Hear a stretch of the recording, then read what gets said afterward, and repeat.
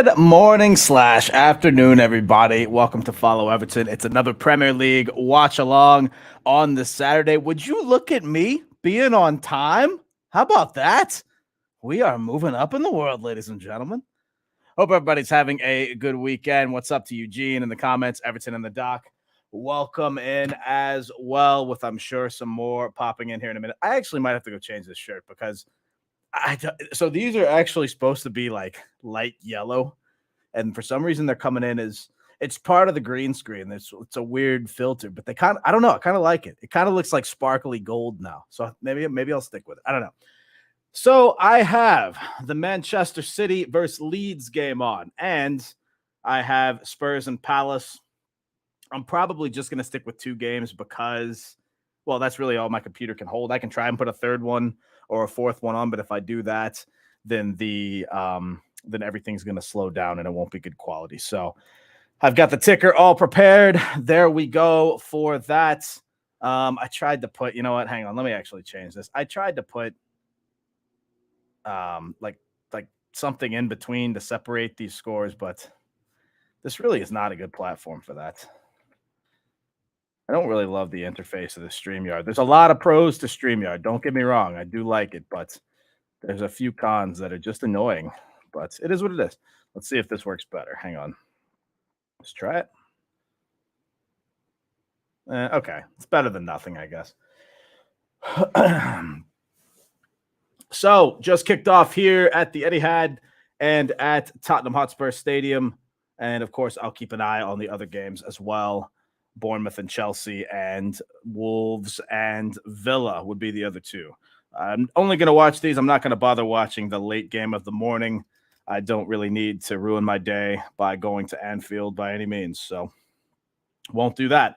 7 changes for Manchester City, by the way. If you've just woken up or just turned it on, what's up, everybody? Erling Haaland with an early shot. Very, very optimistic there.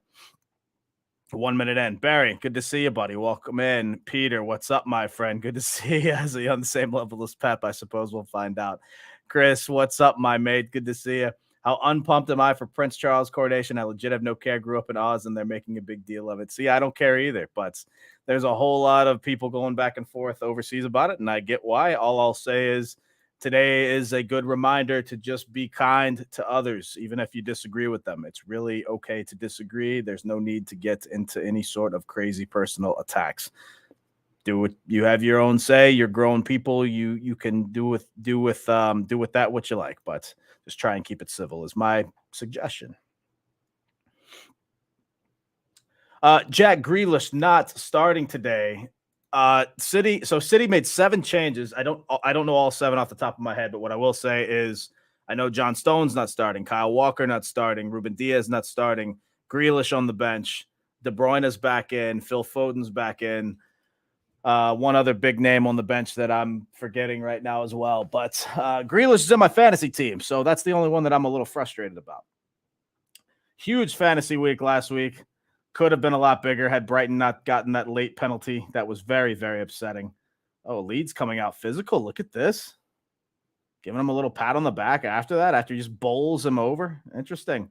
Referee letting him play on any given minute. That could have been a yellow card. By the way, for Spurs, Richarlison getting another start, hoping that he can have a decent day just because he's our buddy. Other than that, I don't think Spurs and Palace really matters to us at all.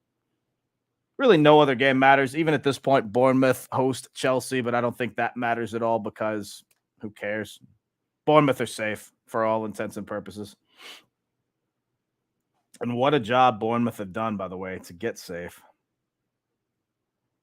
But Kevin De Bruyne is back. He missed the previous 2 matches, so that is a huge boost for Leeds. Richarlison in all alone. My goodness.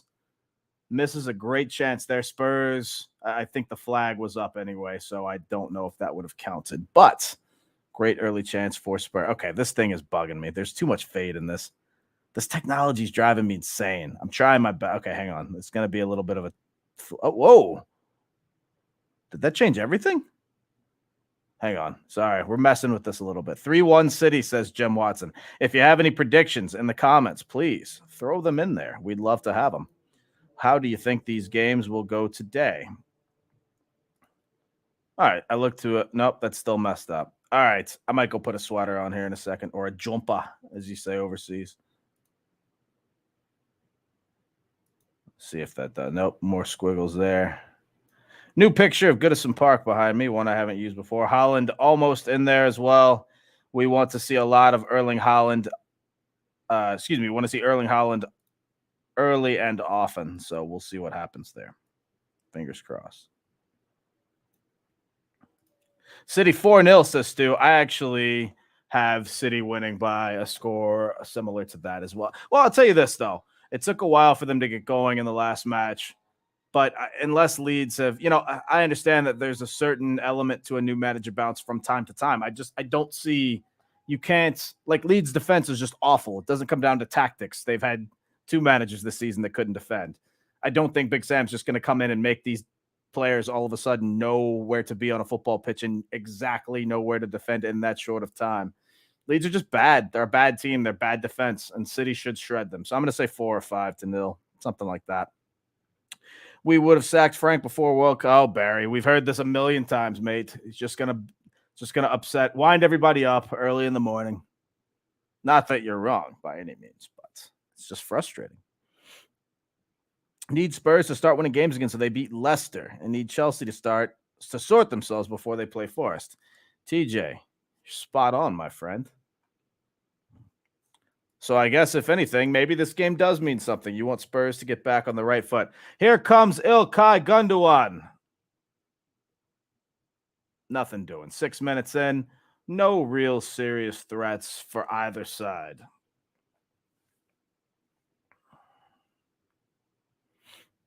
Do us a favor, smash that like button. And if you haven't subscribed already, please do so as well. We certainly appreciate it. We've gotten a ton of new subscribers as of late, probably about 250 to 300 in the last 5 or 6 weeks. So fantastic stuff for our channel. Fantastic growth. We very much appreciate it. This has gone out for a corner. First of the game will go to Man City. Chris with a slate of predictions for his Super 4, if you like. Bournemouth 2, Chelsea 0, Man City 5-1 over Leeds, 1-1, Spurs and Palace, and Wolves 1, Villa 0. I do think Spurs get the win today, so I disagree with that one. Here comes the corner in, headed significantly over the bar. I believe that was Akanji. Big Sam looks like he needs rehab. That's funny.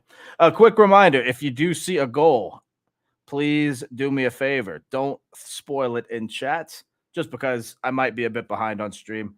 I would like to react to it naturally if possible. And if you do, I'm not going to lose my mind. It's not the biggest deal in the world, but just a humble request. Thank you very much. 2-0 Bournemouth over Chelsea. Actually, I think that might be a decent shout. I don't think they do. I don't think they get a clean sheet. I think Chelsea do get a goal today, but I think you know what? I'm actually going to give Chelsea a draw today. Let's see. I think it'll be, I don't know if I can give them 2-2. I'll give them 1-1. City 5-1. I'll actually give City 5-0 over Leeds. And Spurs and Palace, I'll take Spurs 2-1 and Wolves 1-0 over Villa. Sounds fine to me. Kind of a surpriser there. Well, Villa just coming off a 1-0 loss to Man United. They had scored in every game under Unai Emery before that, so a bit of a disappointment there. But 1-0, I can stick with that. That's fine. Unlikely a bit. I think Villa will be the favorite over Wolves, especially after Wolves got shellacked 6-0.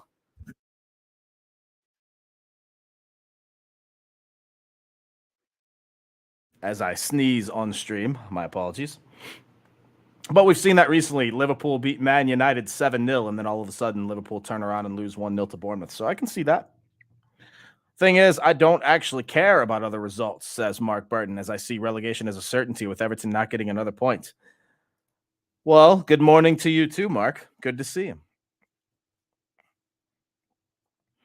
Go Chelsea, win today, says Jim Watson. Chris Leitch, Wolves, the random PL prediction of the week. My mate, I think some would respectfully disagree and say that distinction belongs to Tottenham Hotspur. But Wolves are, they're definitely. I would not place a wager on Wolves under any circumstances. People forget that before they lost 6-0 to Brighton, I think they had won 3 out of 4 games. So it's not like they went into that game on horrible form by any means. And some people can say, well, after those 3 games, they pretty much knew they were safe and didn't have much to play for. I mean, that's fine, but 6-0, I don't care if you don't have anything to play for. As professional footballers, you're very rarely going to find a scoreline of that nature. Spurs win, Villa draw, says Jim. Interesting pick. By the way, I am going to plug this multiple times throughout the show, but I'm going to plug my channel on Twitch. If you do not have a Twitch account or don't know what Twitch is a streaming platform for people to be able to monetize their channels. Now, like I said, I'm gonna talk about this a couple of times. What I want to do or what I have planned right away. For me, long term, yes, it'll be monetary, but initially, I want to do a couple of charity streams for Everton charities, for mental health charities. I'll explain more on that later. But what I do request, if you don't have a Twitch account, all you need is an email address. It does not take long. I've just put the address in the chat there. All you have to do is create an account, go to my channel, Real Domino Chris, smash that follow button. Very easy. That's all that you need to do. You will do me a big favor. I think I need 28 more followers to become an affiliate and be able to have that monetized. Not asking you to donate, not asking you to do anything but follow. It's completely free. And I appreciate everybody that does that. Feel free to, of course, share and all share and all that good stuff too if you have a Twitter page. But we'll do more of that later. But I'll have that on. I'm also going to make let me make a quick banner for that as well, as I think that could be not an. I mean, I've got a goal for Chelsea, says Eugene. Interesting.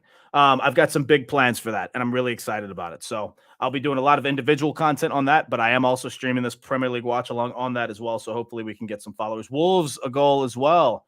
It's 1-0 to Chelsea and 1-0 to Wolves. So as I said, sorry, one last time. If you see that in the chat, it's Twitch TV/Real Domino Chris. Do me a favor, throw me a follow. I would greatly appreciate that. It's Tati, assisted by Ruben Neves. Early goal for Wolves. I'll update the ticker in just a bit. And Conor Gallagher gets on the board with the assist from N'Golo Kante. Both of those goals coming on the 9-minute mark. And we have some goals early on in the day. The Saturday gets started off quickly. All right, so I'm only going to I'm not going to make the ticker too elaborate. I'm just going to put the goals or the goal scores. I think you know who they play for as of now. Perhaps I'll update this in just a bit, but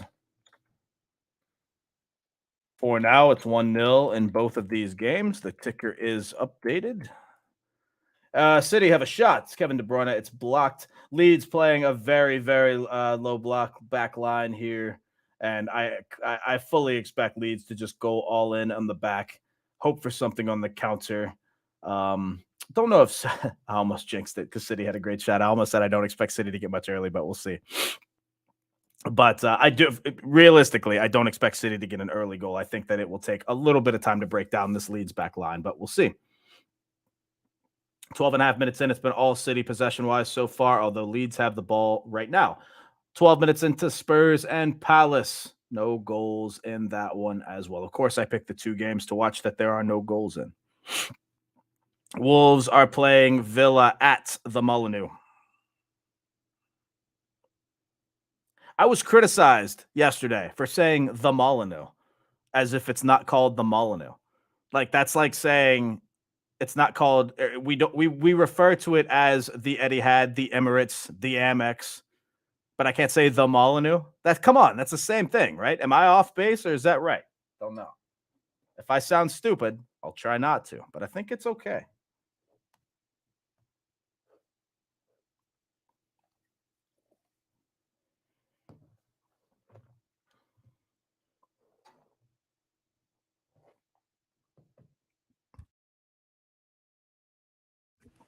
All right, thanks to everybody who's joining us this morning. We are into these Premier League games.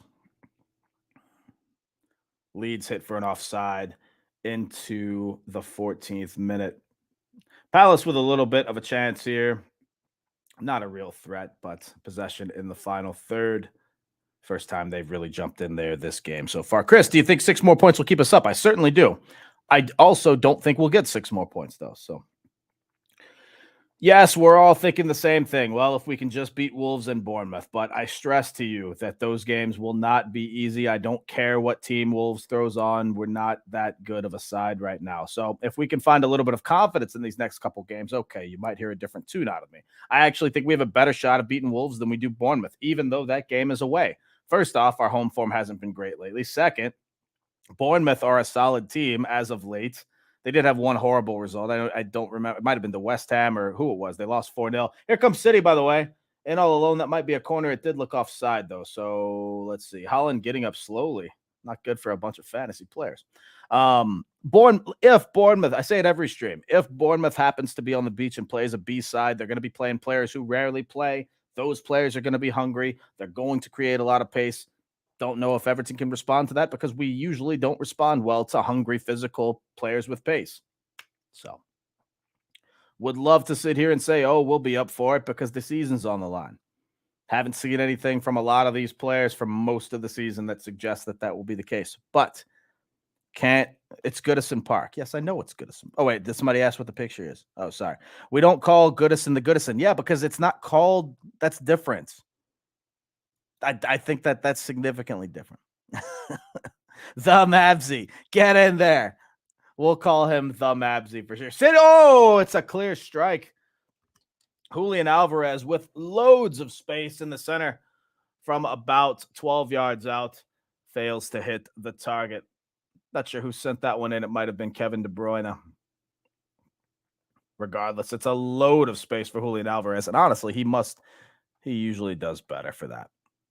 Yeah, we don't call the Goodison, or we don't call Goodison the Goodison. It's different though with Etihad Stadium, Amex Stadium, whatever community stadium, whatever that Brentford's called. I keep forgetting that stadium. You call it. It's significant, or it's. I think it's common that people say things like the Amex. I've heard it referred to as the Molyneux, so that's what I called it. Whatever. Either way, I hope we win. Would I prefer we had played Brighton after Southampton versus Forest? Granted, we focus on our own performances, not opposition. I don't care. I don't mean that disrespectfully. I just want to win. I don't think it matters. I think that we were going to have trouble no matter who we play and when we play them. Can't stress. I mean, we had you could argue last week we deserved the 3 points, but for all intents and purposes, we still had trouble with Leicester. We were still down in that game in the second half. I mean, you can have all the chances you want. If you don't finish the chances, then it doesn't matter. So I actually thought, so I had this wrong. I actually thought that I forgot that the Forest Southampton game was after ours. So that will be interesting. But here's another thing. If we do get something out of the Brighton game, then that puts more pressure on these other teams. You know, some people think that it's better for us to play later because we see these results. Oh, it's off the crossbar. Spurs have just hit the bar. Some people think that just because we play after these other games, then we can know the result and have the pressure taken off of us. Yeah, well, that just happened at Leicester, and all we did was crumble. Yes, we got a point. I understand that. We had all the makings of winning that game, and it just didn't happen. And we should have. We absolutely should have. Frustrating to no end. Frustrating to no end. I'm very upset about that one. City with a little bit of pace here now. Riyad Mahrez down the right side in for Holland. He's just missed that, but it's bounced right back out to City. Leeds with this possession and a clearance. Holland inches away. And had he got ahead on that. By the way, Joe Robles in goal, former Everton keeper. For Leeds as they bench Meslier, who has been, quite frankly, just dreadful. Saw a few people defending Meslier online, and I don't know what they're really looking at because he's just been awful. Wolves and Bournemouth both on the beach, hopefully. Yeah, hopefully on the beach, but also playing horrible players. We'll see. Here comes City. That's a goal. It looks like it's Ilkay Gundogan. It is 1-0 to City. Looks like the assist will come from Riyad Mahrez.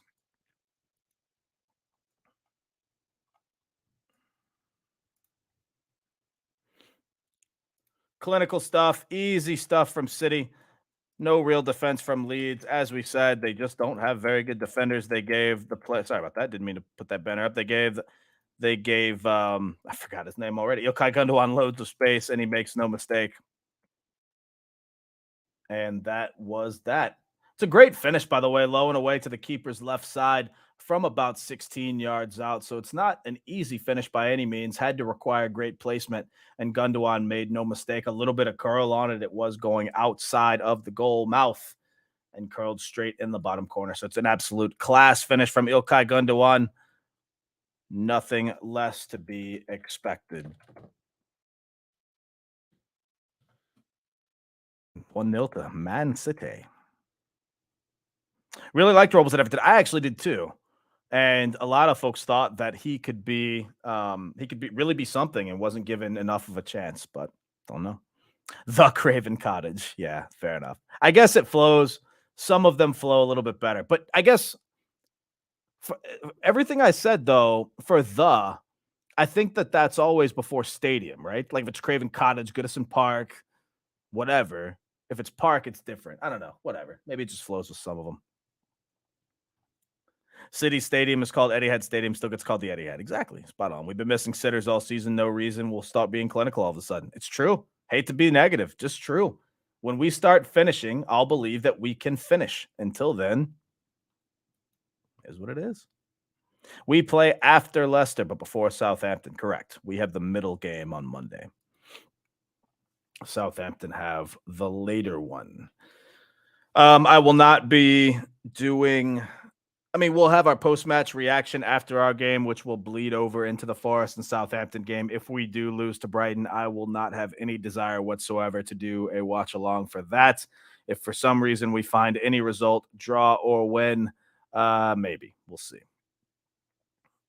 I think our post-match reactions are good, but I think they've been going a little bit long lately. We don't need a couple of hours of saying the same thing over and over again. But that's not always up to me. So, Mr. Weston, what's up, my mate? Good to see you. Afternoon. Liverpool, we say the Aldi or the Asda. Yeah, and you say we say go the Asda, right? Somebody was teaching me how to say that over there. You don't say we're not saying we're going to the Asda. Here's Holland in, by the way. He leaves it. It's a cross. It's a fantastic cross. Sent into the middle. Tries to chip it. I think that was Mahrez that tried to get it back to the middle. Didn't work. But it's all City right now. You expect City to get at least one or two more before halftime. It's ruled offside anyway. I don't know about that. I think that one actually might have stood had that been put into the back of the net. But yes. What's the other one over there? It's called not Marks and Spencer's. Home and Bargain. No, Home and Bargains, right? Or is it H&M or H&B? I don't know. I'm missing something. It's 1-1, by the way, at the Vitality.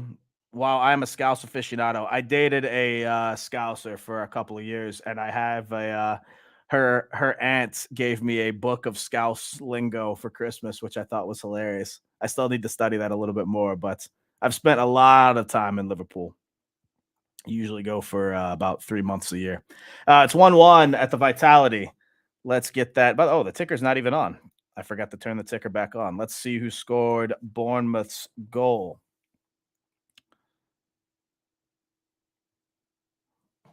Bournemouth do find an equalizer. It is Matías Viña. 2 yellow cards already for Chelsea too, by the way, I might add. City coming back again. This one's cleared away by Leeds, though. We're 23 minutes in. It's been all City. As I said, I expect more goals, but we shall see. All right, let's get the proper goals here. Bournemouth goal. It's Viña on 21 minutes. I don't have the accent button here, so hopefully we can forgive me for that, with all due respect.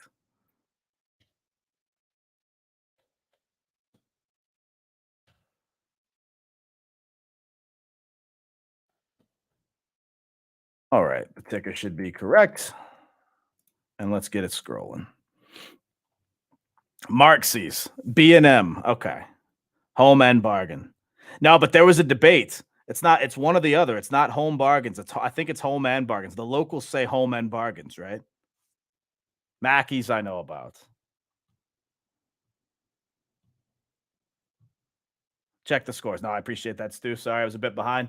Here's Holland. Oh, he's just missed the target. Holland just misses by a few inches. Still 1-0 to City. That's one he usually buries. He's mad at himself. Not that it's an easy finish. Sort of hits it on a bit of a half volley. But it's De Bruyne that lays it up to him. Oh, Holland's going to be really mad at himself. He misses from about 12 yards out.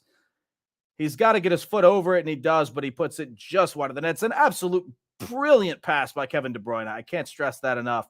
Holland's just, a matter of it was just grazes the outside of the post, I believe. Pass comes in. I didn't see who made the initial pass. It might have been Foden, but De Bruyne gives a little bit of a flick pass, and it's just fantastic. It's right on the money, and Holland will be mad at himself. Still 1-0, though, to City. Still 1-0 in the Wolves game, and it's 1-1 Bournemouth and Chelsea at the Vitality. It's an injury right now. Maybe not an injury, but Kevin De Bruyne is on the ground. I don't know how serious it is, but he doesn't appear to be writhing in pain. He gets a little bit sandwiched. It's a pretty cynical foul by Leeds. Typical Leeds ball, physical, borderline dirty, possibly more than that, depending on your point of view. Leeds are going to lose this by a whole lot, especially if they get a player. Weston McKennie now goes down with a cramp. If Leeds lose Weston McKennie, I mean, they were already depleted enough as a side. Weston McKennie is not an affordable player that Leeds can afford to lose, and I'm not just saying that because he's American. He is a what's the word I'm looking for? A very key cog to their midfield. Originally home and bargain, now home bargains, but we stick with the old school home and. But your favorite player is Gundogan. Why? What's the matter with you? You must be German.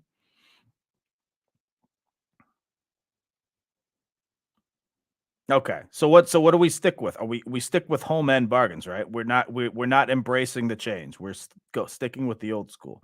Anyone in our fan group here not want Leeds to go down over Foxes and Forest? I could speak for everybody when I say that we don't care. We just don't want it to be us. But to answer your question, yes, if we had a preference, it would be Leeds. Oh, here comes. I'm behind in the comments. Here comes Jem. I don't care who goes along, not us. All right, he beat me to it. City threatening again. It's Gundogan in the center. He strikes it. It's goal. It's 2-0. It's almost a carbon copy, with the exception being that Gundogan traps it with his right foot instead of hitting it on the one touch, and it's hit to the opposite corner of the net. But nonetheless, it's Mahrez to the center. Gundogan with a trap. It is 2-0 to Man City.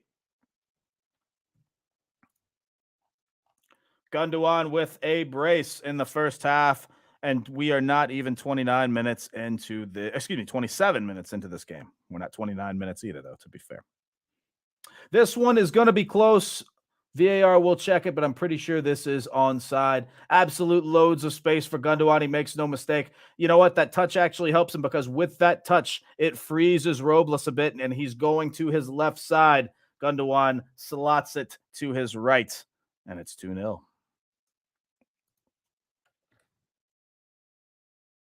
2 goals for Ilkay Gundogan. That would have been a nice payday for somebody who had a wager on stake.com. That's why he's my favorite player. Okay, I see where you're going with that. I follow now. Forest beats Southampton. We are done. Not true, but it certainly wouldn't help. Now that Big Sam is already grounded down 2-0, he can be on the same level as Pep. That's funny. I have 6 zip to City on Super 6. I think that's a good shout. I'm going to stick with 5. But 6 is fine. 8 is fine. 10 is fine. Jaws jumping in on my Twitch channel. 2-0 to City. Thank you, my friend, for, if you haven't, by the way, Jaws, perfect example, perfect time for me to once again plug this, by the way. Sorry to Ryan in advance, because I'm going to overdo this one. I need to make affiliate. I need more followers on Twitch. All of this can be used for the good of this channel, for the good of my channel, all of it, because we will do a lot. I'll be doing a lot of cross branding. If you haven't followed me on Twitch, please do so. Oh, great save from Ederson, by the way. Leeds almost with a goal off a corner. Header down. I don't see who it was. If you haven't followed me on Twitch, please do so. It's free to make an account. All you need is an email address. Please do me a big favor. Go to twitch.tv/RealDominoChris. Smash that follow button. you will be helping me out greatly. I think I'm about 28 followers away from being an affiliate. I'll be able to monetize that. And I am planning some charity streams for Everton very, very soon, or Everton related charities, I should say. Who's my all time favorite Everton player? Very easy, my friend. That is Leighton Baines. Tim Howard is the one that got me into Everton. Tim Howard and Landon Donovan, but mostly Tim Howard. But when I saw Leighton Baines play, he became my favorite player very, very quickly.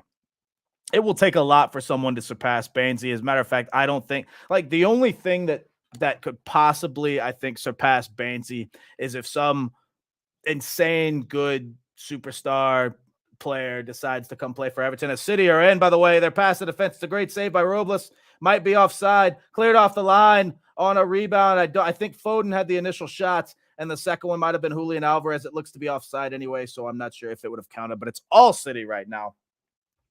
If somebody were to surpass Leighton Baines, it would have to be some superstar player who not only turns down other clubs, possibly leaves a club to come to Everton almost as I hate to call it a favor, but just in terms of having a plan, wanting to help resurrect this club.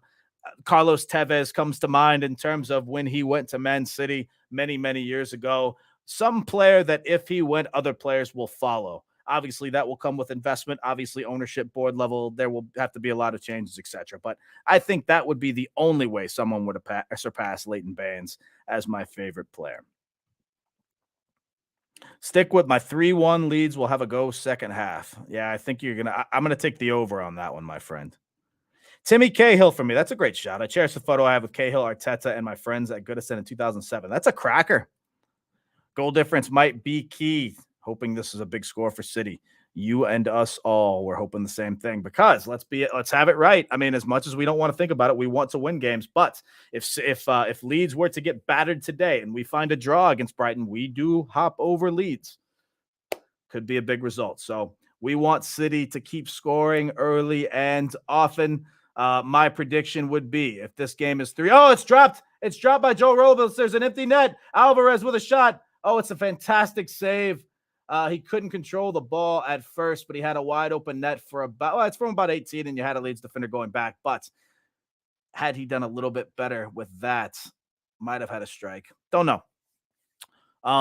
If Leeds were to get battered today, sorry, where was I going with that thought? My thought was if Leeds are up 3-0 at halftime, I think they'll take a lot of players off, including Erling Haaland. I hope I'm wrong, but we shall see. Don't know.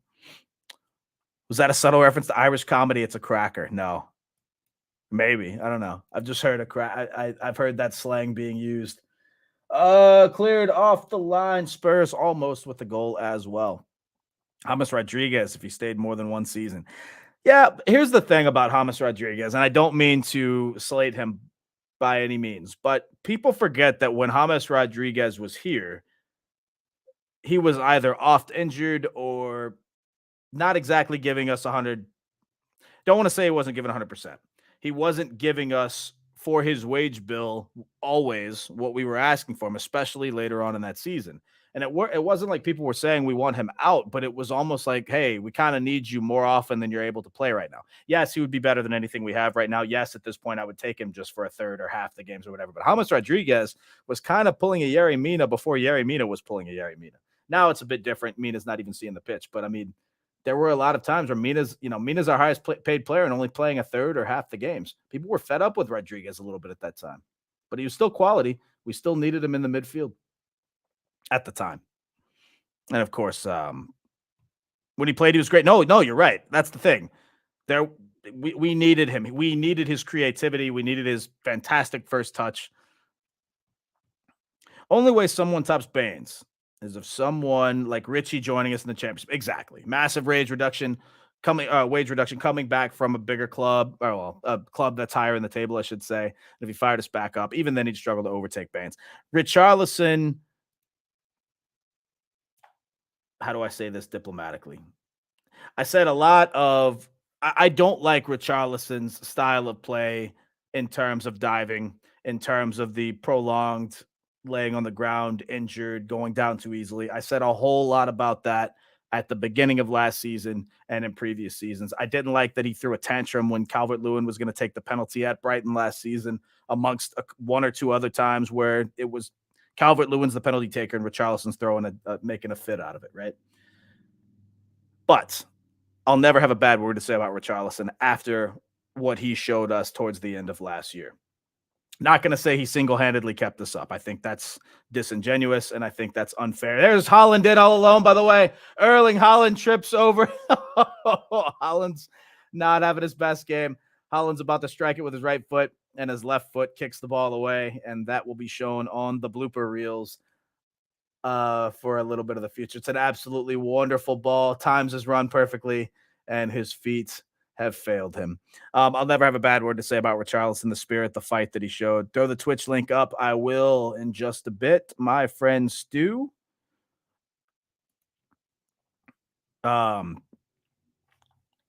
Sorry, one more time. So as I finish this thought, once again, if you haven't subscribed or excuse me, if you haven't followed me on Twitch, I'll throw that up. I'm not sure if I threw it up after you said that, but whatever. We'll throw it up a few times.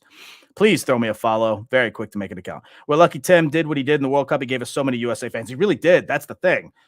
So many Americans share the same story that they became Everton fans because of Tim Howard, because of Landon Donovan.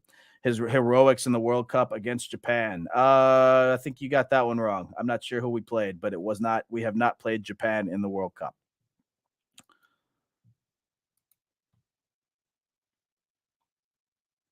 Timmy looked great against Belgium in the World Cup. I can give you every game that he played if I really think about it, actually. But we did not play Japan. Let's see. Who did we play? 2010 in the World Cup, the U.S. played England, Slovenia, and Algeria before we lost to Ghana. 2014 in the World Cup, we played Ghana, Germany, and then somebody in the middle of that who we drew Portugal. And then we lost to Belgium in the next round with a bunch of saves. So don't know which one you're thinking, but it was not Japan. And then we, of course, did not make the 2018 World Cup because we were a shambles of a team.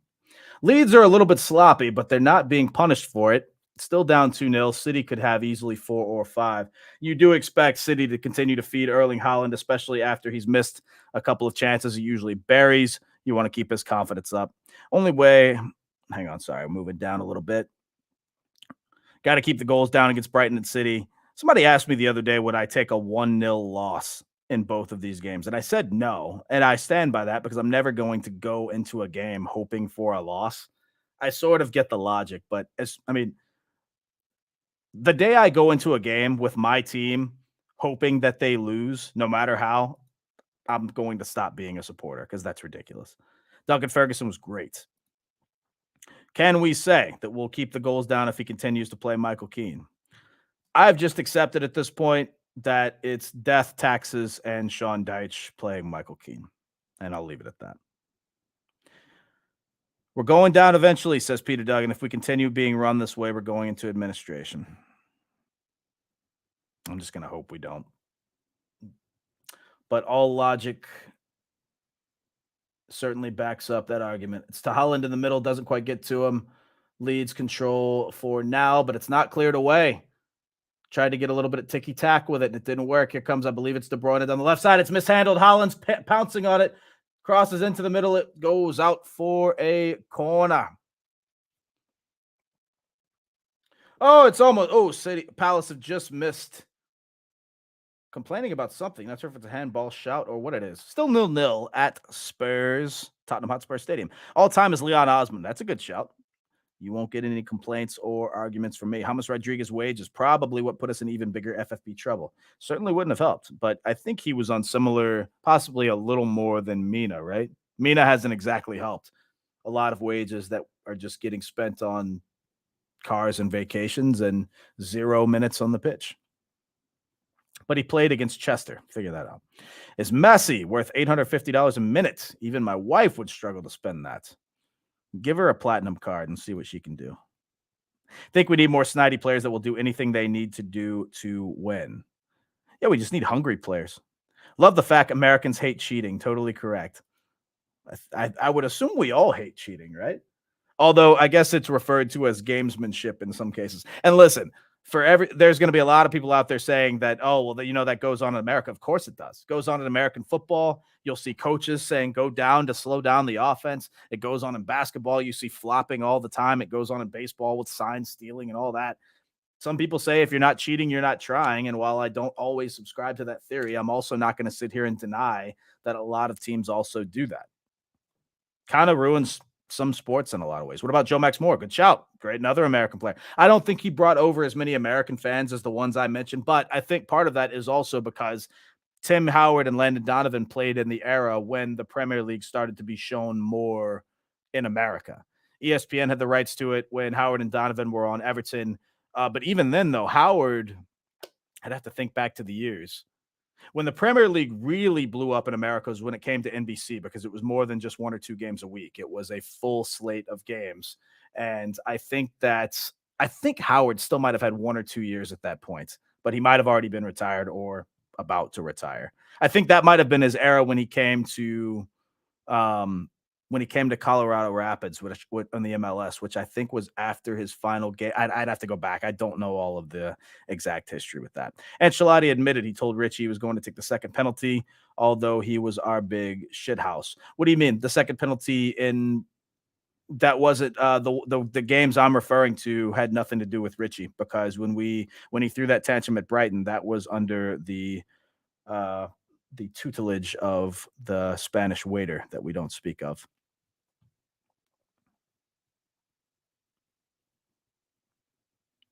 Oh, I'm sorry, Chris. I see what. Sorry, again, I'm way behind on these. I apologize. Kimmy Cahill, not Howard, in terms of his heroics against Japan. Yes, scored two to give Australia their first win in the World Cup. Absolutely correct. My mistake. My mistake.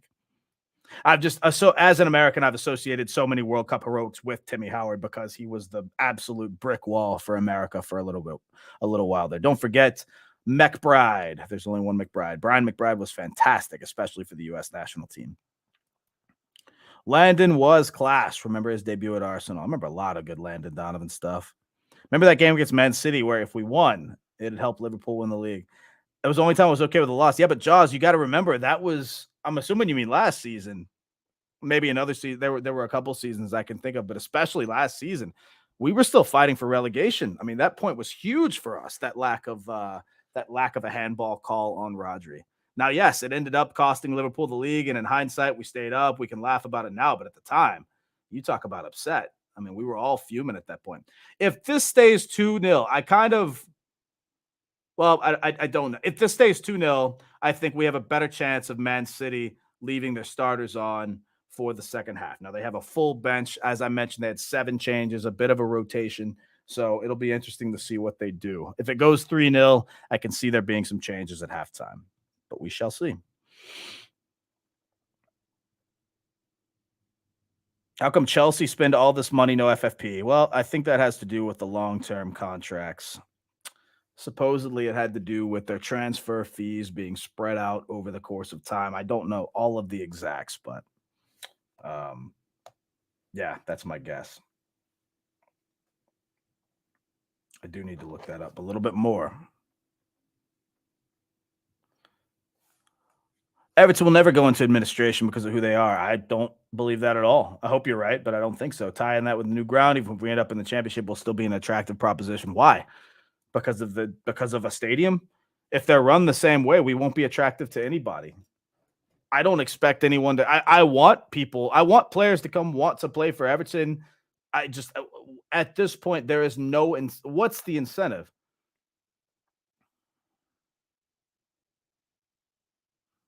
I will say this though. Some people think that construction might be stopped on the new stadium if for some reason we go down, or I don't think that's going to happen at all. I think that's a silly myth.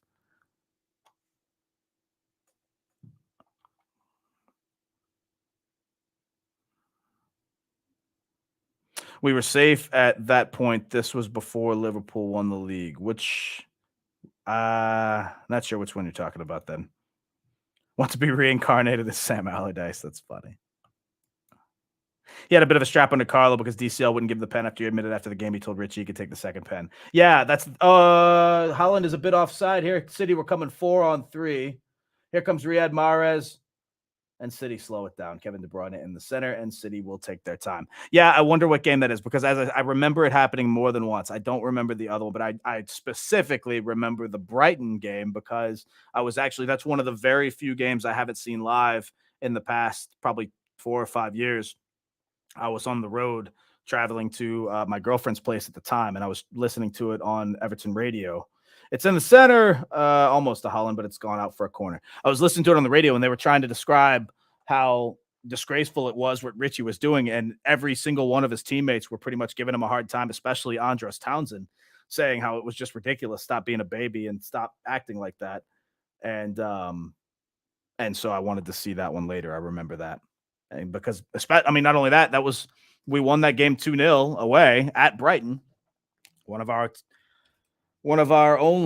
two away wins last season. So that gives me a little hope we can get something from this season. But having said that, different squad, different mentality, different situation. More so a different squad for Brighton, a much better squad for Brighton, I must say.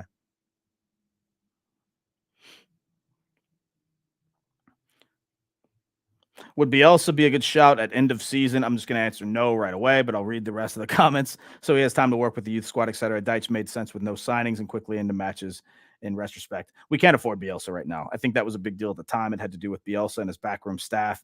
There was rumors that he didn't want to take the job until the summer anyway, which I think is a little bit silly. What I will say is that I think if we go down, I think it's up to Sean Deitch whether he stays or not, because we can't. I'm assuming there's something in his contract that if we sack Sean Deitch, it's a buyout, paid a lot of money. And if that's the case, I mean, I think we're still paying Rafa Benitez and Frank Lampard, and we have no money. So I don't think that we can be paying 3 managers who are no longer managing our squad. So we shall see. Dave, what's up, bud? Mr. Leprechaun, what's happening, buddy? Good to see you. City attacking again. We have 2 minutes of added time, and we are almost a minute into that. Will be interesting to see if City can get one more before the half. They certainly are threatening and have been for most of this game. Could and should be a lot more. It's been all City. Leeds did have one very good. Oh, it's 1-0 to Spurs. It's Harry Kane. Crossed into the middle, and it's headed down and into the net by Harry Kane. It is 1-0 to Spurs almost at the end of this. We had 1 minute of added time, and we are past 45 minutes. So that might be the last kick of the first half at a very rainy Tottenham Hotspur Stadium. Good to see Kane recovered from his near-death injury at the hands of Abdoulaye Doucouré. Maybe it was in Deitch's contract that we had to play Keane over Mina. Maybe. We have another year of paying Gabaman, Deli, and Gomez. I don't know how much we're paying Deli. Now, that's interesting that you brought that up. First off, I thought we were done with Gabaman, so I was wrong on that one. Second, I'm curious to see what we do with Andre Gomez. I've given Andre Gomez a lot of shtick over the years, and it's not even necessarily his fault. I think he was a different player after that injury. I'll get to that in a second, though. We have a free kick, and what will be the last kick of the half? It's over. Nearly put in by Ake. It's a great it's just missed. Hit on the volley by Phil Foden, and that would have been an absolute wonder goal. It goes over the bar, though, and it is halftime at the Etihad. It's 2-0 to Man City. Gomez will be interesting because he was always a different player after the injury, always kind of hesitating on the ball, sort of looking over his shoulder. And I don't think that's even really his fault. That's just, it becomes human nature. It becomes in your mind that something bad could happen. It's a trauma thing.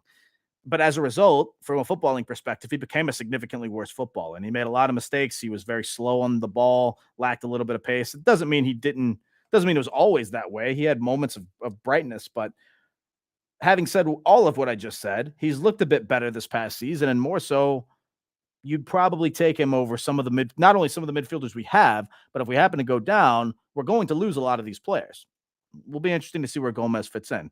He is going to be up in age, so I don't know if he'll want to play somewhere else. Don't know. Sort of Chris up the toffees. Thank you for the follow. That is on Twitch. I very much appreciate it, my friend. Thanks very, very much. One more time. I'll put it in the chat. If you haven't made a Twitch account, please do me a favor. Go and make one. That is my Twitch channel. That is something I am looking to get going as an affiliate. I need more followers on there to do so. Make a quick account. All it takes is an email and or a phone number, but I would suggest doing it by email. Smash that follow button on my page. You will be doing me a massive favor, and I would appreciate it. Let's get this ticker updated as well, because Spurs are on the board. with a Harry Kane goal right before the half. Should be 45 plus 1, I believe.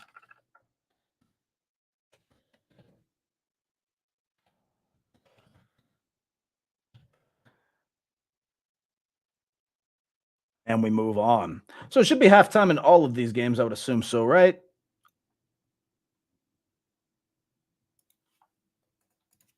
Let's just get that pulled up real quick.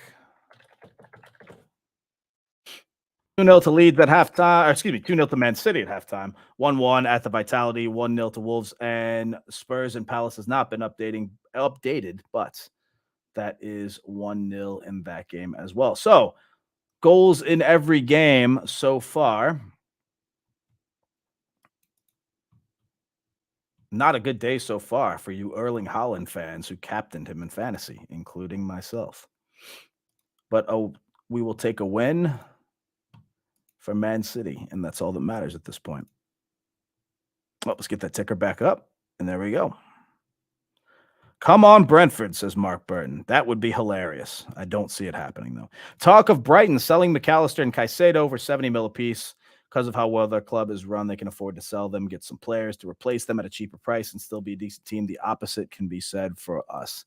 I think I can speak for everyone when I say we will trade every piece of our front office for anything related to Brighton at this point. Do I watch motor racing? Ever been to Miami? If so, what's it like? I do not watch racing. Yes, I've been to Miami. It is insanely expensive, and it is not really my scene. If you're just going to visit, I'm sure you can find things to do, but most people associate Miami with just South Beach because Miami's a pretty big place. There are a lot of areas. Fort Lauderdale is a surrounding area where I actually prefer, but the absolute heart and crux of Miami, you pretty much have to get to. There's one road in up to it, basically to South Beach, and everything on the beach is just blatantly overpriced and expensive, and that's to be expected to an extent because, well, I don't know. I mean, it's a tourist trap kind of at that point. So I've been just to say I went. I've actually been a couple times, but it's not a place I would go out of my way to go, um, given that I have a lot of other places over here that I'd rather go. But if you haven't been before, I would suggest going to check it out just because, I mean, I don't know, to say you did it. Monday's games are the critical ones. They are very critical. As a matter of fact, who plays does anybody, nobody relevant at all plays tomorrow, right? Yeah, Leicester and Southampton and Force all play Monday. So you're absolutely right. So because of that, tomorrow we have Newcastle and Arsenal, West Ham and Man United. Maybe I'll do a watch along. Not sure. If I'm up and at it and ready to go, perhaps I'll throw it on there, but it's not something that I will plan on or go out of my way to do. It's a great save early on Haaland by Robles, and then another one later that Haaland should have scored. So for all intents and purposes, quite frankly, I would say Leeds are lucky to be down 2-0 because it could be a lot worse.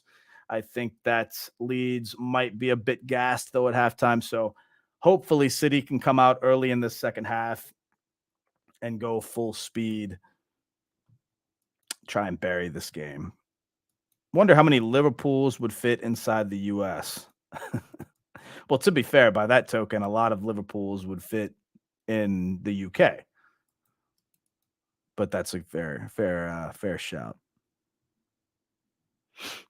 Somebody was asking me what the biggest comparison to Liverpool in the US would be. The first one that came to mind was Pittsburgh. I don't know if any of you have ever traveled around the US, but Pittsburgh, very working class, Baltimore, sort of similar. Um, Respect for your fellow person. Not all, I was going to say all together, but Liverpool, there's a lot of issues that Liverpool are united on, but obviously the football is separate. Pittsburgh can't relate in that because Pittsburgh's interesting, right? Pittsburgh's a city where they have a football team, a hockey team, and a baseball team. All of the teams have the same colors, which I think is great because that really shows city unity. People can get behind it and just be one city united and all that sort of thing.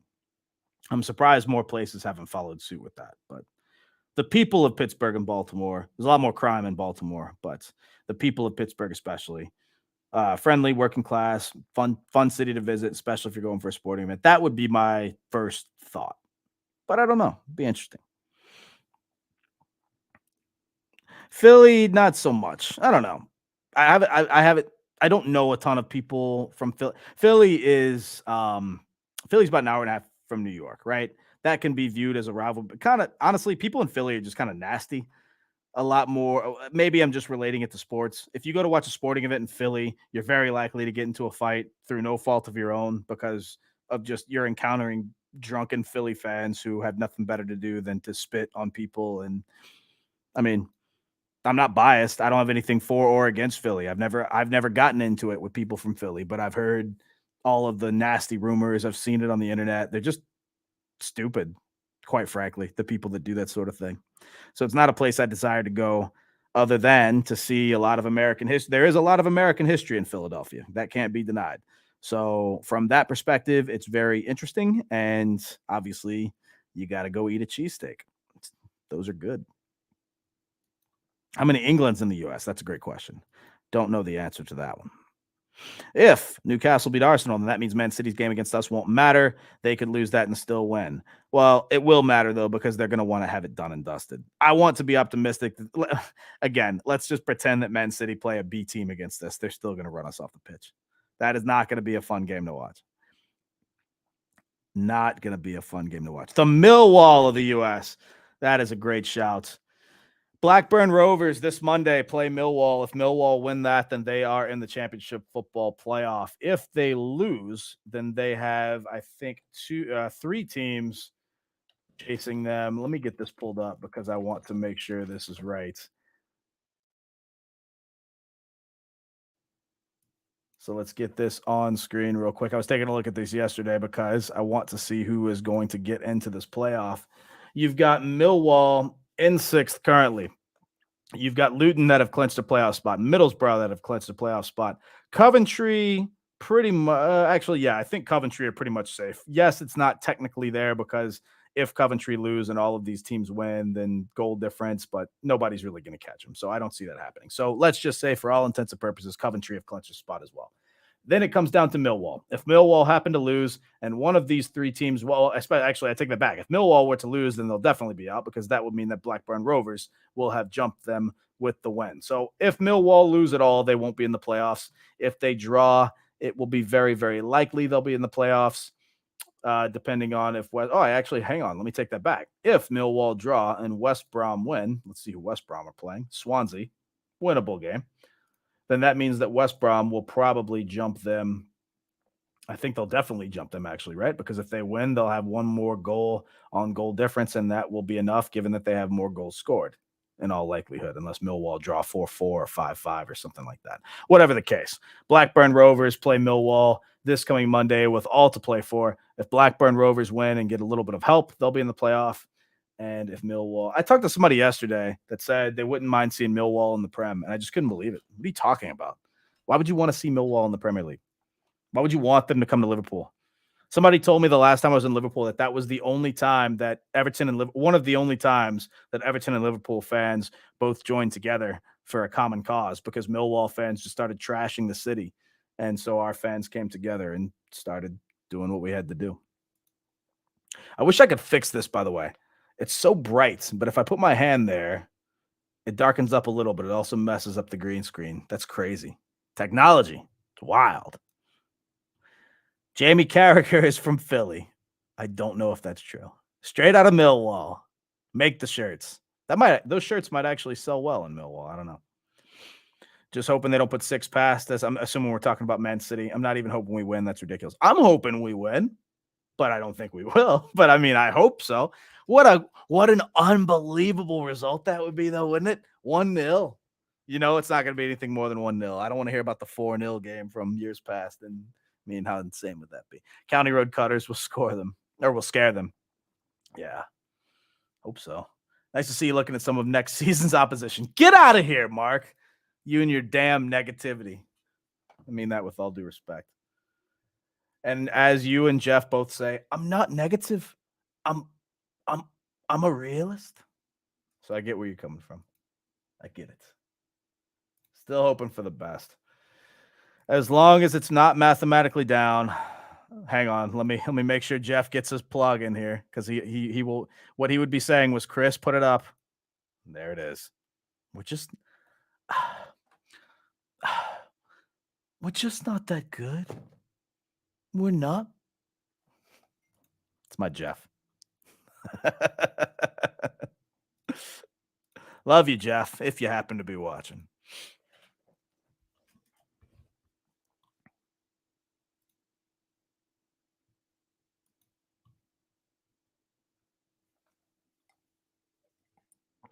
I need another coffee, but it's all the way over there, and I just don't want to get up. Anybody else have that problem? I'm just so lazy sometimes.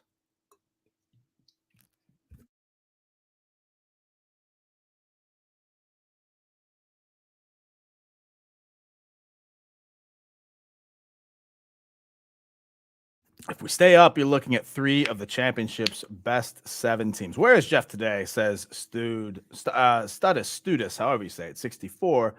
Just not sure. Probably just hanging out. Jeff's not a huge fan of the sorry, let me phrase that properly. Jeff's not a big fan of coming on the watch longs only because Jeff's more of a just likes to talk about Everton, and that's totally fine. He likes that I do them. He likes that, he'll watch them, but I don't think he really likes coming on and talking about other teams on the watch along because it's just kind of frustrating to see where Everton are. And I totally understand that. Not everybody's cup of tea for sure. But I view it as a way for everybody to come together. A lot of us are watching the games anyway, and it's a place to come together, vent, chat with your friends, whatever. We're all in this together, whether it's venting about Everton or whether it's, hoping for other results. It's just a place for, it's like a Twitter space, but with video and not as nasty. Not a fan of Twitter spaces. Not for me. Some people love them. The ones I've been on to get out of hand so quickly. And I know why. It's because people think that they can just say what they want because there's no consequence. It's just Twitter spaces are basically a place for keyboard warriors to all get together and feel like they're macho and, things of that nature. Just my view. Do I plug these broadcasts to American Evertonians? I plug them on Twitter, and if American Evertonians see them, then they'll jump on. But I don't specifically, other than that, go out of my way to say, hey, watch me on here. But there's some Americans that come in from time to time. A few of my friends know that I'm on Follow Everton, and they have been supportive, so I very much appreciate that. Do I think the proposed investors are holding off to see which league we end up in next year? No, I don't think so. That's what the Leeds investors are doing, right? Because it's common knowledge that I don't remember who or the company, but there was going to be and still might be a takeover, a partial takeover or a majority takeover at Leeds United, right? It's very open that those investors are only going to do that if they remain in the Premier League. I don't think that's the case with Everton. I think MSP and 777 are both in. I do wonder if the amount, though, might depend on that. I don't think so because I think the investment was strictly based on the stadium, right? It was just meant to have stadium funding. So it wasn't going to be investment for signings or anything like that. You could still make an argument that that does still depend on our Premier League status because they might not want to invest in a stadium if we're going to be stuck in the championship. I don't know. There's a lot of things that could be said, but personally, I don't think it matters in Everton's case. I don't see these changes yet for City. Gundogan on the pitch with the captain's armband and a first half brace. Pep just chilling out. Still 2-0 to City. The hope is that Leeds get a little silly in the box, give up a penalty. Holland can slot that home. 3-0. Won't say we can all go to bed because we want more goals, but I'd be okay with 3-0. Yorkshire fans are scary, hard working class people like miners. Well, hard, but West Ham and Millwall will slice you when you're West Ham. Really? When you're not looking, or brick your coach or scare women and kids. I have not heard that about West Ham fans. Did you say that right? Did you mean somebody else or did you mean West Ham? Interesting. I think they'll be interested regardless, but they won't do it until the end of the season. I'm assuming you mean investment. Yeah. Maybe. I don't know. You know what's crazy? If we would have gotten a little bit of, I wish it would have happened a little bit sooner in terms of investment or announcement because I think that honestly might have helped the spirit of the squad, but whatever. Um, we might have seen a change, by the way, in the City game. Hang on, let me have a look real quick. Unless my head is messing with me, let's see what we have here. I thought I saw the squad scroll across with a different name, but I want to make sure. No, it looks okay. It looks like we still have the same team. Yeah, Rico Lewis is still in. I don't know why. Sorry about that. No changes.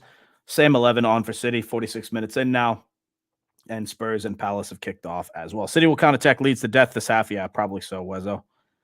I think so as well. West Ham are nowhere. Excuse me, West Ham nowhere near Millwall. Yeah, all I've heard is bad stuff about Millwall fans. Can't say I've encountered any of them, but just what I've heard.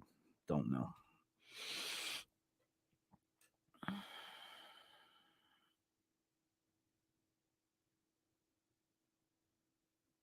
So not much else to report as of yet. We've just got the second half started in a lot of these games, or really all of these games, I should say.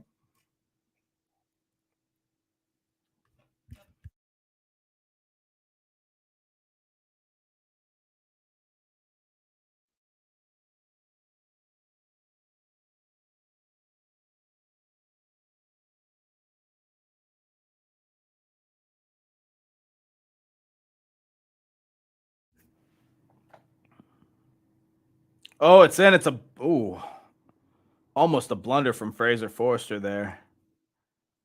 Palace with a bit of a chance, but still 1-0. Cheers to everybody who has followed me on Twitch. I've got 3 more followers, so we only need 25 more to become an affiliate. And of course, if you haven't liked and subscribed to us on YouTube and Twitter at Follow Everton, we encourage that very much as well.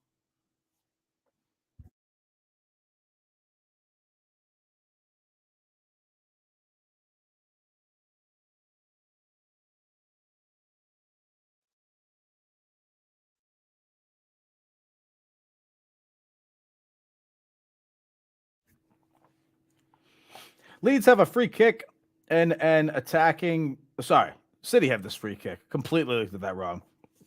City with a free kick from about 35 yards out. Taken by De Bruyne, set into the box. It's got a foot on it. It's over. It's Haaland. He's hit the bar. Oh, it's a nightmare for Erling Haaland today. He can't believe he's missed it.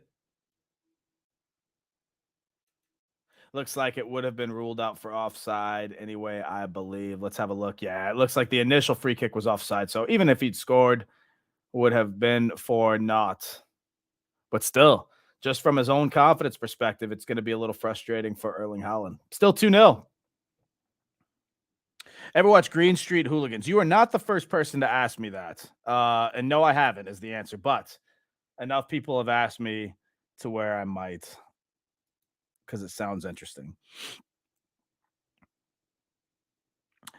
John with a story about a West Ham fan. That sounds awful. Good Lord. Worked in London, had a great time with West Ham fans. Interesting. That sucks. Hate to hear things like that. Kind of having an idea if Sam Allardyce will try and get out of this game with a little damage as possible, so he'll try and keep the scoreline down. See 2-zip. No, City will score again. They're providing significantly too much of an attack. I don't know if it'll be anything like 5 or 6 as we predicted before. I think they would have needed to have a little bit more at halftime, but City will. I would bet the house on City getting a third for sure. Oh, that's a cynical foul by Leeds. I don't know why we haven't seen a yellow yet. That's absolutely. It's the same player with that had the cynical foul earlier. No excuse whatsoever to not be given a yellow on that.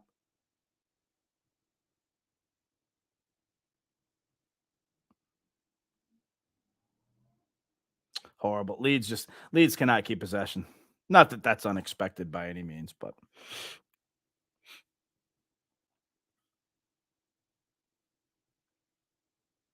so you do wonder, given that City also have another double game week a little bit later on. I think it's game week 30. So in 2 weeks, City will play twice. You wonder if that's going to lead to managing minutes. They also obviously have Real Madrid, or they have Yeah, it is Real Madrid. They have Madrid coming up in the Champions League semifinals as well. You wonder when Pep will make these subs. I get the feeling that as soon as this does become 3-0 or maybe 65, 70 minutes, whichever comes first. Speaking of 3-0, here come Leeds, or here comes City again. It's gone out for a corner. Wasted possession that time by Riyad Mahrez. Grealish will be on it a bit. Defo got 4-0 all over this. Hope you're right, because I need Grealish for fantasy purposes.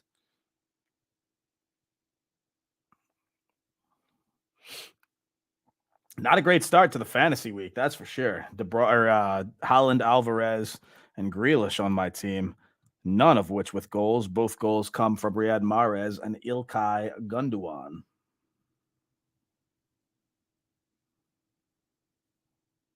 Do I think City will win the quadruple? No. Mainly because Man United won the League Cup. So I think that one actually is a zero possibility. Ederson with quite an interesting move there. Unnecessarily comes out. Palace in with a bit of a chance. Can't quite finish.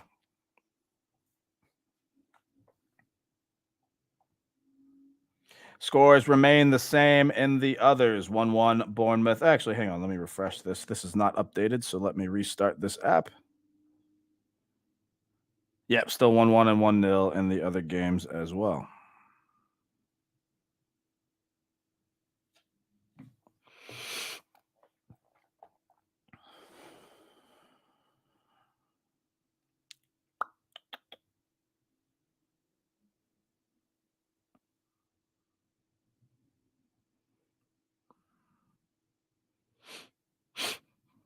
You also have to wonder if Leeds will make some changes as well, given that they're so depleted and they want to get out of this with as few, obviously no injuries, don't get me wrong, but they're going to have legs for when they host Newcastle next week.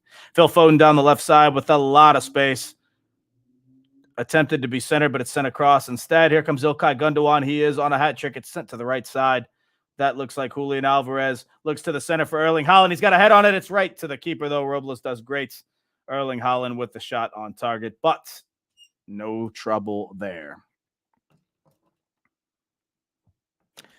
When I am old, John, when I'm as old as you, I've seen a lot. Like Man U relegated, City in Division 3, Man U being the worst hooligans in the country, like when we wrecked Norwich Stadium. I think you've just aged yourself, my friend, with all due respect. Yeah, it's a good shot. It's decent pace from Erling Haaland. He'll want to have done better, but it's still good stuff.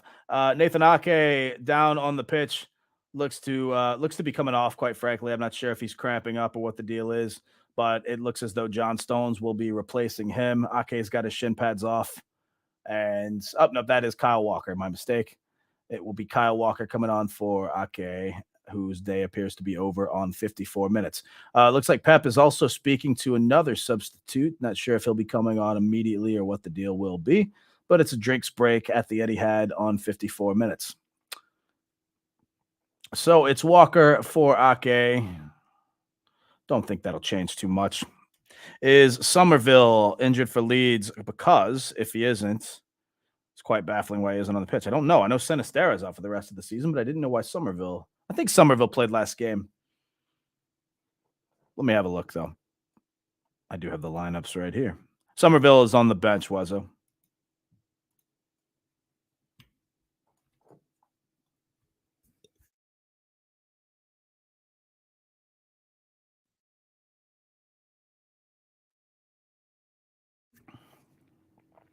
You can see the frustration on the face of Erling Haaland. Not just because he hasn't scored, but because he has missed multiple chances that he will normally bury, and he knows it.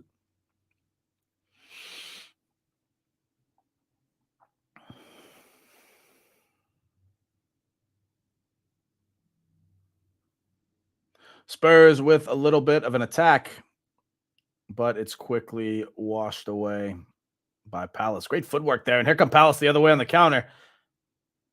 Thought they might have been past the defense, but a great defensive play by Emerson Royale, who is back in the Spurs lineup after a bit of an injury spell.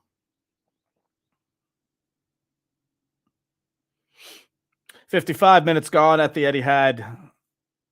Still 2-0 to Man City. John, you must be related to Tom. Very subtle joke there. See who else gets it.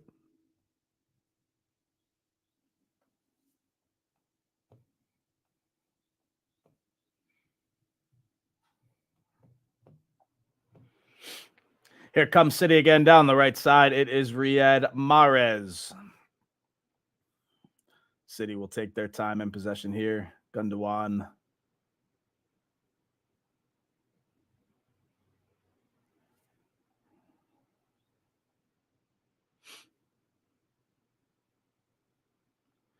City just look to be enjoying their football, quite frankly. Acres of space. Leeds are playing back, hoping for a mistake and just really hoping for a counter that will be Leeds for the rest of the game. I'll tell you this. I mean, just from a neutral's perspective, it would obviously be very interesting if Leeds did get one back on some weird counter, set piece, whatever.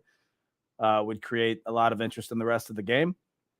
But obviously, from an Everton perspective, we just want them to get battered 8-0. Stewie Mack. I'm a good, concise commentator. Hey, man, thanks for the kind words. I very much appreciate that. 2 substitutes for Leeds United. Speaking of Somerville, Wezo, I think you might have gotten your wish because it looks as though he is about to make an appearance. Let's see who is coming off.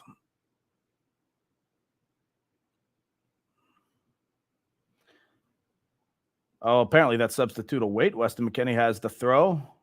Thought they were going to get that in before that, but not to be. 57 minutes gone. And we are still 2-0. Other games remain the same as well. 1-1 at the Vitality. Here come Leeds in. They've got a header. It looks like it's gone out, and it will be a goal kick. Not sure if the foul was given or if it's a goal kick, but regardless, it will be a kick from Manchester City. That's Rodrigo, says Wezo. I didn't get a good look at who. It's small on the screen, so I didn't get a good look at who was coming on. I just saw that there were players standing up. And I just assumed it would be Somerville. So I was taking a gamble. But it's Rodrigo coming on. It's Greenwood on for Rocca.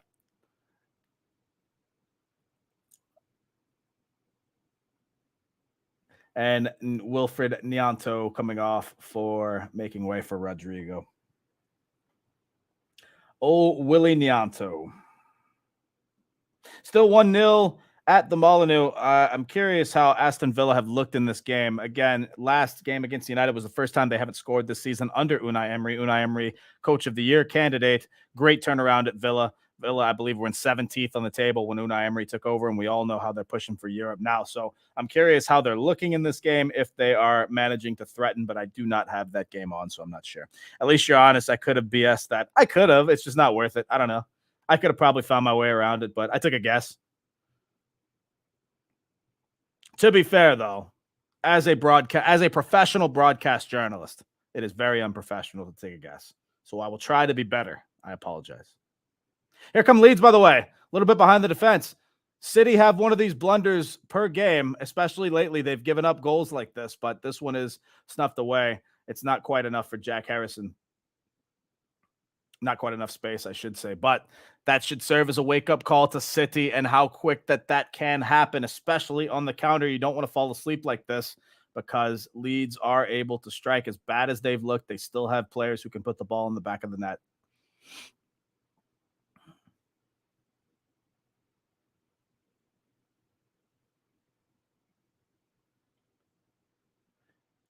But here comes City back on the front foot.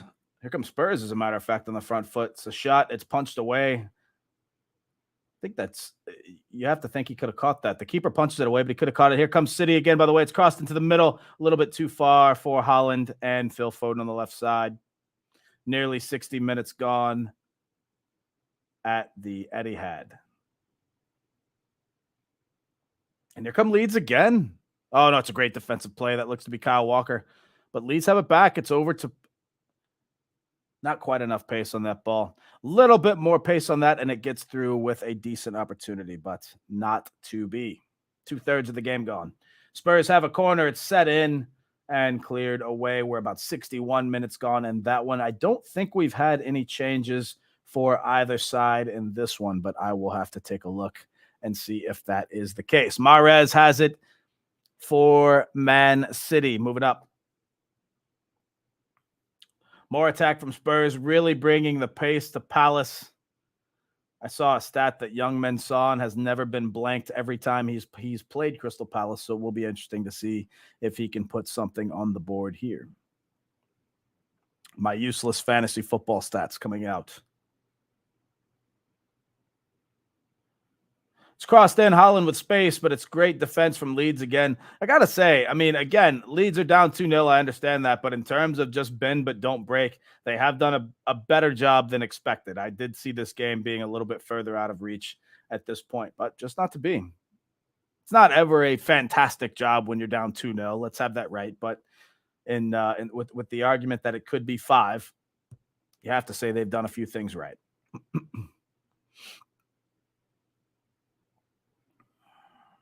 Do I think if Haaland breaks Dixie Dean's record, it will be the same, seeing as DD scored 60 league goals? Oh, it's put in. It's off the post. Haaland's missed it again. Speaking of Haaland, it's hit the post and gone out. Haaland throws his hands up. He absolutely cannot believe that he's missed that. I didn't see the buildup.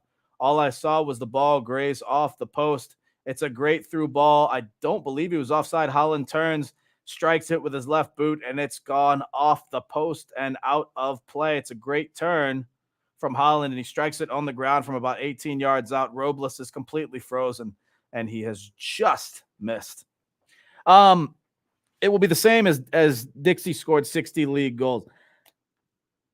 I have a couple of views on this, and people are probably going to get mad at me for this, and that's fine. I'm tired of celebrating a record that Dixie Dean had. I'm tired of us holding on to that like it's some fantastic modern accomplishment. Because it's another part of Everton fans and us just holding on to the past and not focusing enough on where we need to be now and should be, etc. Like, it's a part of our history. It's great. I love that we have the record. Personally, I think athletes nowadays in every single sport are leaps and bounds more athletic and better than those of yesteryear. No, some people have come out and said Dixie Dean would have been able to do that today. I don't think that's the case at all. I think that I just don't think it's the case. I think he was an unbelievable player for his era, and there's something to be said about that. But I don't think that there would be a way where he would have scored all those goals in this day and age. And people might not like that, and that's totally fine. I understand.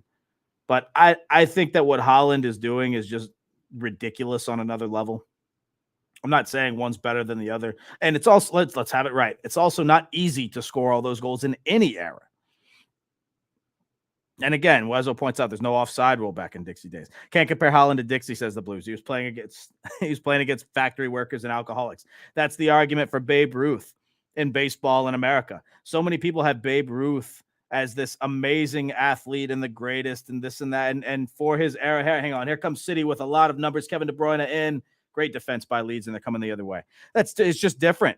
Babe Ruth was smoking and drinking and eating hot dogs the entire time during a game back then, all the while pitchers were throwing, I don't know what the mile per hour was back then in terms of pitching, but it's just leaps and bounds different these days. Babe Ruth would never be able to do anything like that these days. No disrespect intended. He was great for his era, but just like this with Haaland and Dixie, it's the same thing, in my opinion. It's just a different era. Things you never hear. Great defense by Leeds. Hey, credit where credit's due. Again, they're weathering the storm. City's still in full control of this, full possession. But in terms of goals and putting this to bed, City are not finding the breakthrough. Even if you watch footage from the 70s, it looks like Sunday League quality. You could even say that a little bit about the 80s if you really want to. Go back and watch a couple of the cup finals in the 80s. It's not that it's hard to watch, but it's just different. Even the 90s for that matter. Go watch the 95 FA Cup final. It's better, but it's still nothing compared to what it is today. Another substitute coming on for Leeds United coming off is Jack Harrison. And coming on, as we predicted, is Somerville. See, Wezo, I told you Somerville was coming on. You thought I meant immediately. I meant now.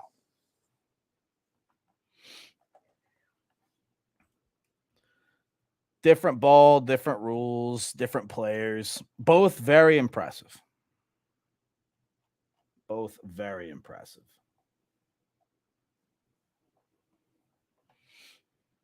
No goals in any game so far in the second half, with 20 minutes gone, 21 minutes gone, really, in all of the matches. Holland with the steal. Now with possession, great footwork there to keep it. You wonder if he's going to take it himself. He doesn't. He tries to pass it off, and he's gone down. It's a free kick right on the edge of the box, maybe 1 or 2 yards away from being a penalty.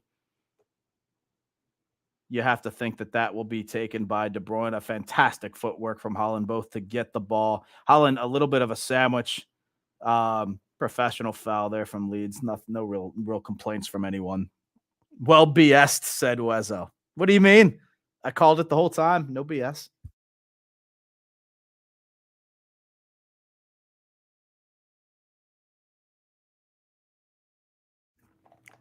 So it's De Bruyne and Mahrez standing over the ball. You have to think that it will be a Kevin De Bruyne free kick. Wonder if Man City will get a little bit clever with this one, or if they will just go for a goal. We'll find out shortly.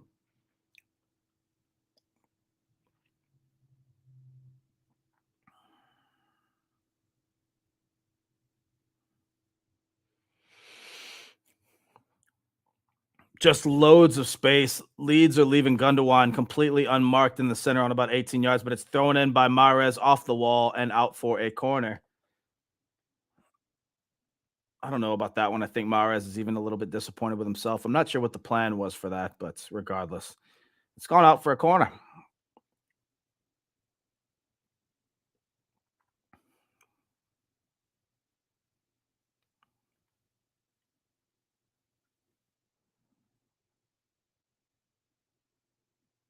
De Bruyne will take this from the left side. Sorry, from the right side, excuse me.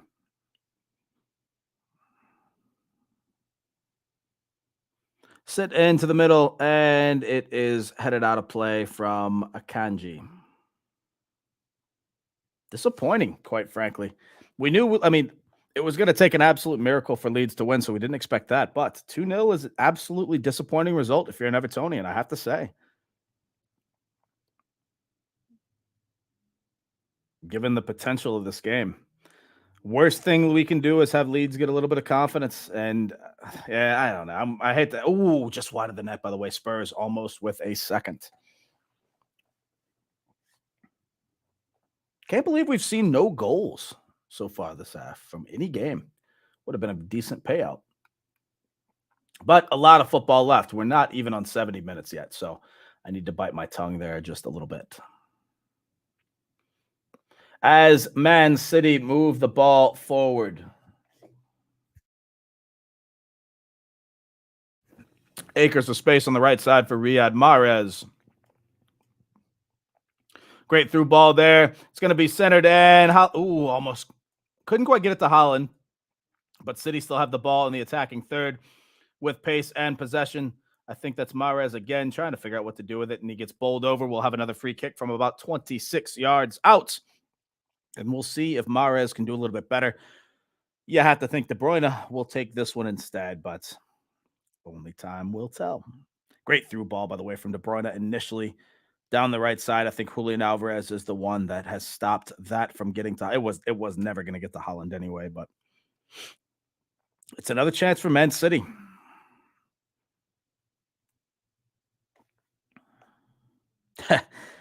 Wes, appreciate the kind words, Wezo. I can't imagine who you're referring to. De Bruyne puts it in, and it's not made it through. Easy save for Joel Robles. Not even really a save. Easy, just easy possession of the ball. It's not gone close to goal. City, while good in possession today, a little bit off. And let's have it right. If you're an Evertonian, tiniest bit of optimism. If City are going to be off like this, you can look at it one of two ways. Maybe they're losing their form a little bit, or maybe they're going to be really mad next week and put 7 in at Goodison. I hope it's the former. Wouldn't be surprised if Leeds get 6 points by beating Spurs. And who else is it? So Leeds next week host Newcastle. They go to West Ham and then host Spurs on the final day. I don't see Leeds getting 6 points under any planet or circumstances. They will not beat Newcastle. barring a miracle. And I don't think they're going to go to West Ham and get anything either. But obviously, that would be the one where people point at and say, well, they have a better shot at West Ham than they do at City or hosting Newcastle. And then obviously, Spurs on the final day. It all depends on what Spurs are playing for and which Spurs team turn up. You never know what you're going to get with Spurs. Overlapping run from De Bruyne. It's another foul on the right side. I am baffled that the referee has not pulled out the yellow card at any circumstance. It looks like he finally has. We will have a yellow here, but it's taken him 71 minutes to do so. Leeds could easily have 5 yellow cards this match. I'm not sure. I just don't get at this point what he's been waiting for, but Leeds will definitely be pinpointing the Spurs game to survive. Well, again, it'll depend on what happened. Rodrigo, by the way, the substitute, gets a yellow. It'll all depend on what happens after. Or I'm sorry, excuse me. It'll all depend on what happens before in terms of the other results around them is what I was looking for. Holland jockeying for position in the middle. Weston McKennie, classic wind up there. McKinney's tried to wind up everyone he's played in this league, especially at Everton earlier this season. McKinney and Tyler Adams were involved in that dust up with Dwight McNeil. It's sent in. It's a great save by Robles directly to him, but he does what he has to do. We're 71 and a half minutes in. You still have the likes of Holland and De Bruyne on the pitch. In previous games, this would be about the time they would come off. But it's a good save from Robles. It has to be said.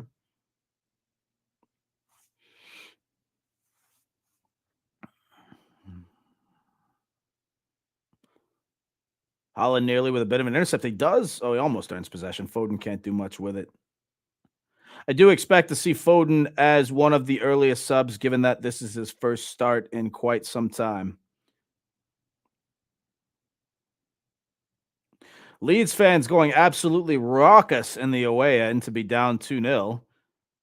I'm not sure. I guess they'll claim that that's great away support. Okay, fine, whatever.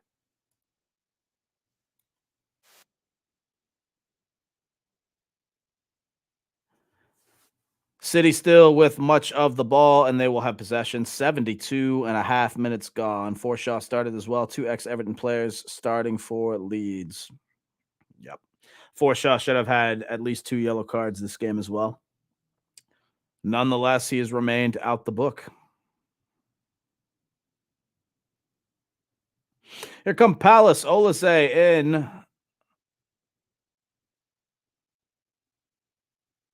And it's gone the other way. Spurs can't seem to find a second, though. Be an interesting finish to this one. Leeds maintaining a bit of possession. Now they have numbers forward, as a matter of fact. Here come Leeds. Boy, if they find a goal here, as I said, from a neutral perspective, if Leeds manage to find a goal, it will make the end of this game very, very interesting. You also have to wonder, you have to assume Leeds are going to push for an equalizer if they happen to find a goal. And I say assume because, as silly as it sounds, they really might be thinking about goal difference, trying to keep it low. Will they actually make an attacking sub, leaving themselves open and vulnerable for more goals conceded? Don't know. But they've shown a lot of promise the second half. I will say that. Not what Evertonians wanted to see. Turnover. Oh, never mind. It's I thought we had a bad turnover there, leading to a Leeds chance for a second. Not to be. Villa sitter. He's made it or he's missed the sitter. Looks like it's still 1-0, Stu, unless I'm missing something. So I'm assuming you meant he's missed the sitter.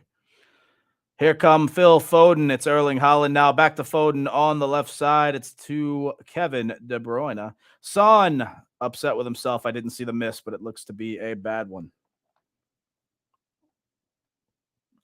Looks to still be 1-0 at the Molineux. So I'm assuming Villa has missed a sitter.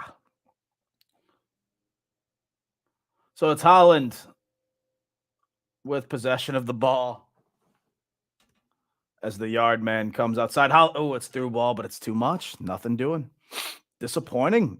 So Son has had the keeper beat and has missed. Wow, great save by Palace's keeper. I'm assuming that is John Stone in net, as he has played well as of late. Son misses a great chance to go up 2-0, but it remains 1. You get the feeling City are only in second gear here. Yeah, but at the same time, we need him to. I get what you're saying, but kind of need him to boost it up a little bit. And here come Leeds, making the City defense work.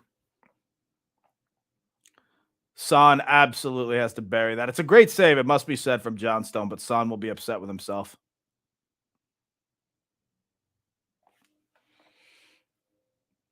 You just know Moyes will lose to Big Sam and Lampard will lose to Forest. Ex-Everton teaming up to send us down. I would like to think, with the exception of maybe Big Sam, there aren't any ill feelings from the others related to Everton. And even maybe not Big Sam, but yeah, it wouldn't shock me at all if Forest went and beat Chelsea. Chelsea are just abysmal at the moment. I expect them to lose this game to Bournemouth, even though it's still 1-1 on 76 minutes, but we'll see. Forest have a worse away record than Everton, so that's one of those where I'll believe it when I see it. But if you had to ask me who I'd be betting on, I'm not betting on Chelsea under any circumstances right now. So that's one where I would probably bet Forest win or draw. I more see that game ending in a draw, to be fair. But City moving up with De Bruyne, crosses it in. There's Haaland. It's gone just wide. I think he might have got a head on it, and it's off of Joel Robles's gloves. Out for a throw for Manchester City.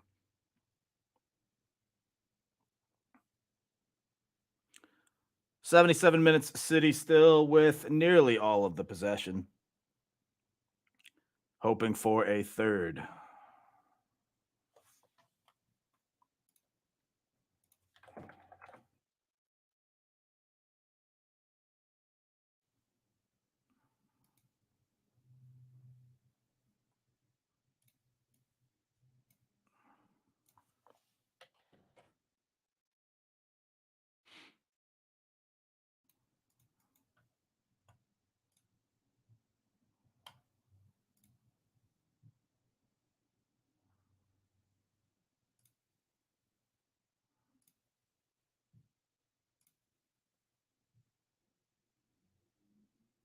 Richarlison coming off for Spurs.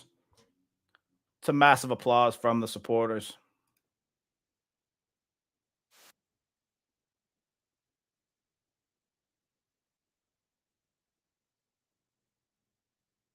Kulishevsky comes in. Usually Richarlison fairly upset about getting subbed off. Not the case today, so that's at least nice to see. Seemingly maturing a little bit.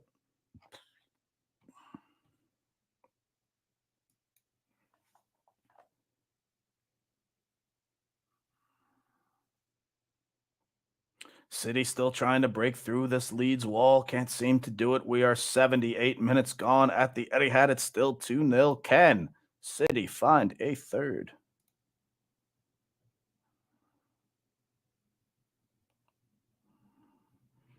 Cross to the right side. It's a horrible pass, though. You really do start to wonder, Wuzzo. You might be right. City just seemingly have another gear that they're not going into. Again, no subs, though, or at least no subs of note. No Jack Grealish coming off the bench. Walker was the only one that came on, and that was due to injury. So Pep really trying to stick with his guys here and see what they can do. Let me have a look at City's bench just in case. Just in case I have missed somebody. Of course, now I don't have this proper thing up. Sorry about that.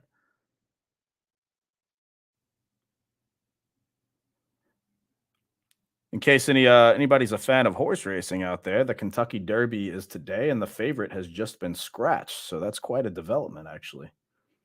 Crossed into the middle, nearly in. It's Phil Foden. He can't quite get the pace on it, but it's cleared away. It will be a corner to Manchester City.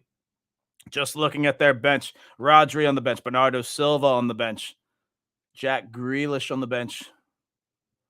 Three of the attackers that you might expect to, three of the players you might expect to come on and provide a little bit of pace. Two more subs for Leeds. That will be Brendan Aronson, and I cannot see the other player, but that will be the last of their 5 remaining subs. I know this might be a foreign thing to most Everton fans, but yes, you are allowed 5 subs in a game. It's wild. Aronson comes on for Patrick Bamford. Dave Wezzo says Pep's been influenced by Deichball. Jeremy Lamb, Bournemouth should have just had a pen. What happened? Please update me. Struik. How do you say that guy's name? Strike. Forshaw coming off. Pep must be watching Deitch's sub strategy. Yeah, exactly. So winner of Kentucky Derby. Win free fried chicken for life.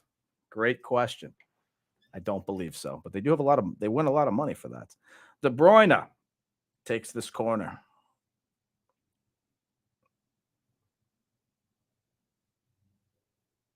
It's taken short. It's not taken well. I don't know what that was about. It's a poorly taken corner. Cleared away and gone out for another corner.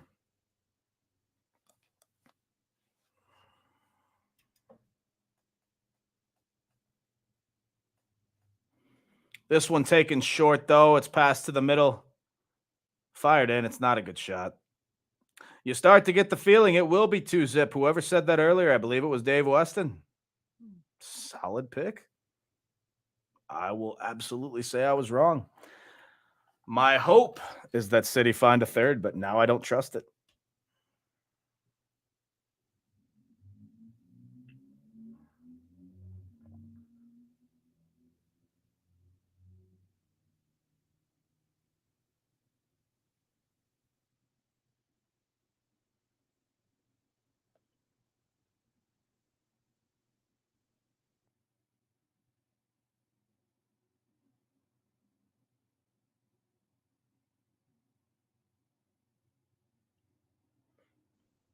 Important point for Lampard if he holds on. At least he may beat relegation. Yeah. This would put him safe, wouldn't it? Sorry for the dead air and the lack of commentary, but not much to say here. No goals in any of the games in the second half. I keep refreshing, waiting for the numbers to change, and they just won't. But the bright side, I don't have to mess with the ticker. Less work for me.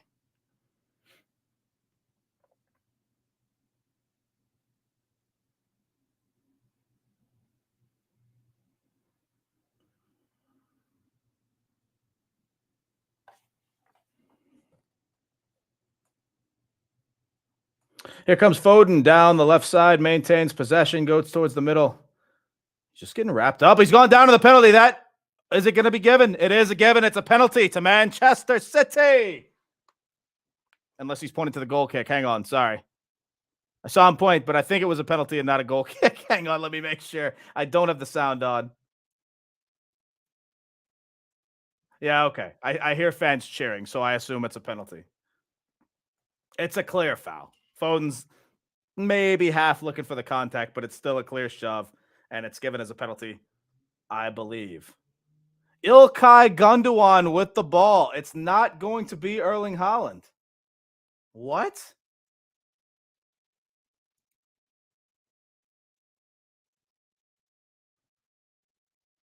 Wow.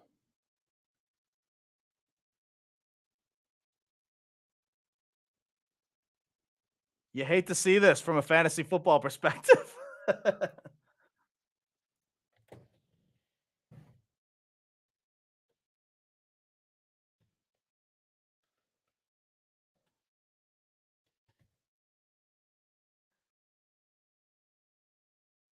Gundogan in. He's at the bar.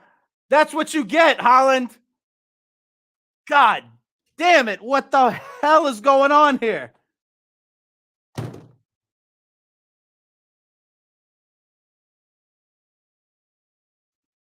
Pep Garley. Pep Guardiola going insane on the sidelines.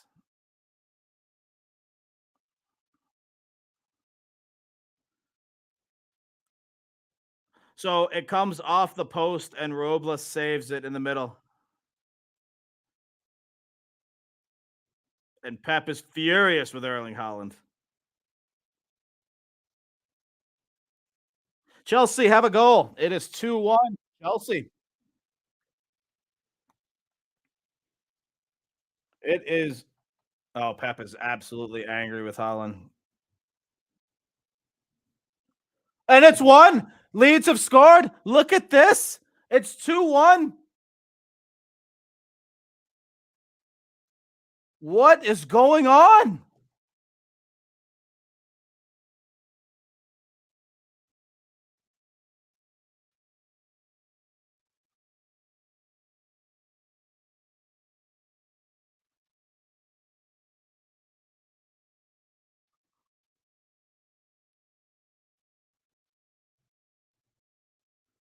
Wow, it's Rodrigo.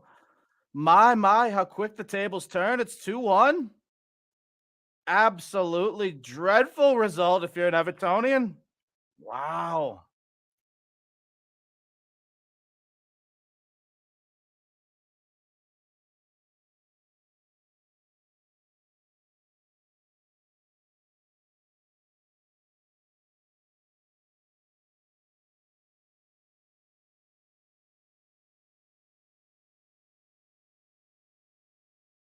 I don't even know what to say. I am speechless.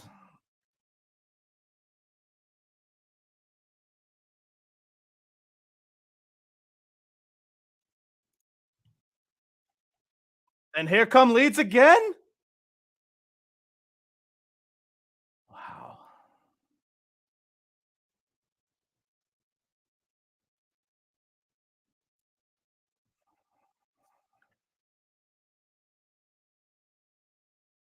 I am absolutely speechless.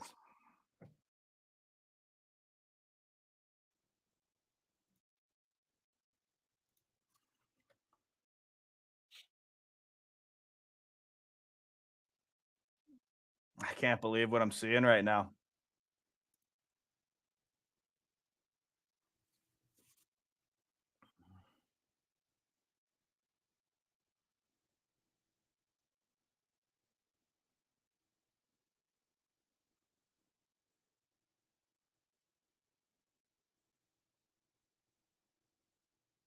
Julian Alvarez comes off for City on 87 minutes.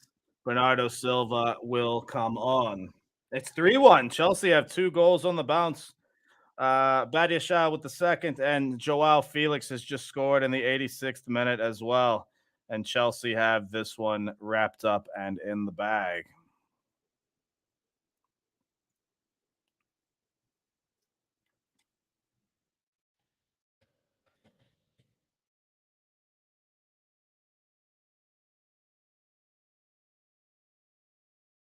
I can't believe this. It should be 3-0, and instead it's 2-1.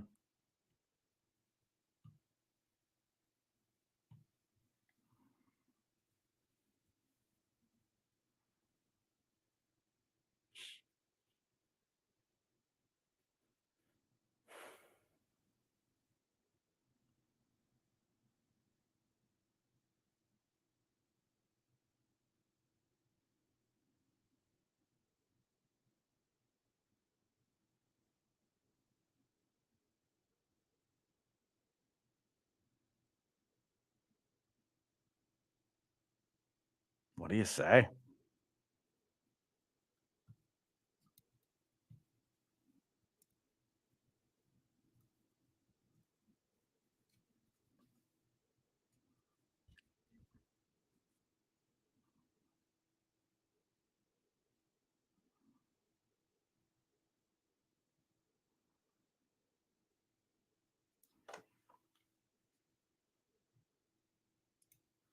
Here come Leeds. Not really much in this, but credit where it's due. Chris Leitch says absolutely right. Credit where it's due. City will have more fire next week if Leeds get back in.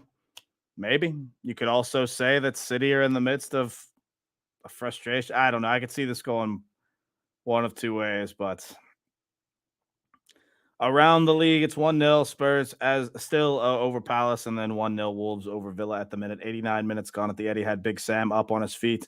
I'm not sure what he's willing his team to do here, but there shouldn't be a lot of added time either in the second half.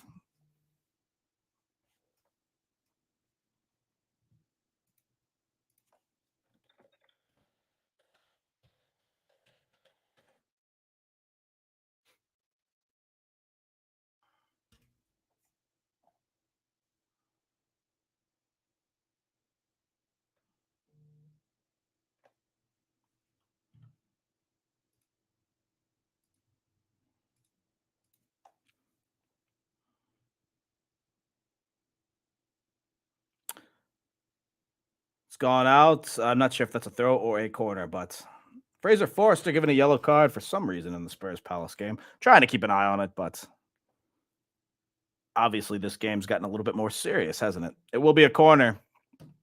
Oh, and this will just be Erling Haaland keeping it in the corner as it's gone out again. So City looked to be content with just sitting on the 2-1 lead, I should say, with 4 minutes of added time. This is frustrating. This is absolutely not what we wanted. Must be said, could have been worse, but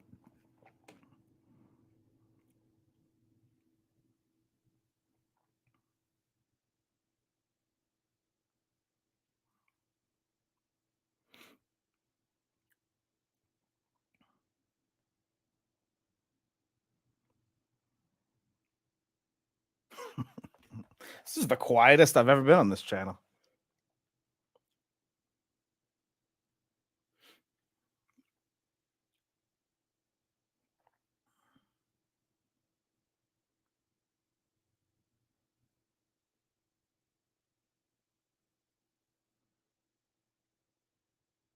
Oh, it's misplayed and it's a bit too far.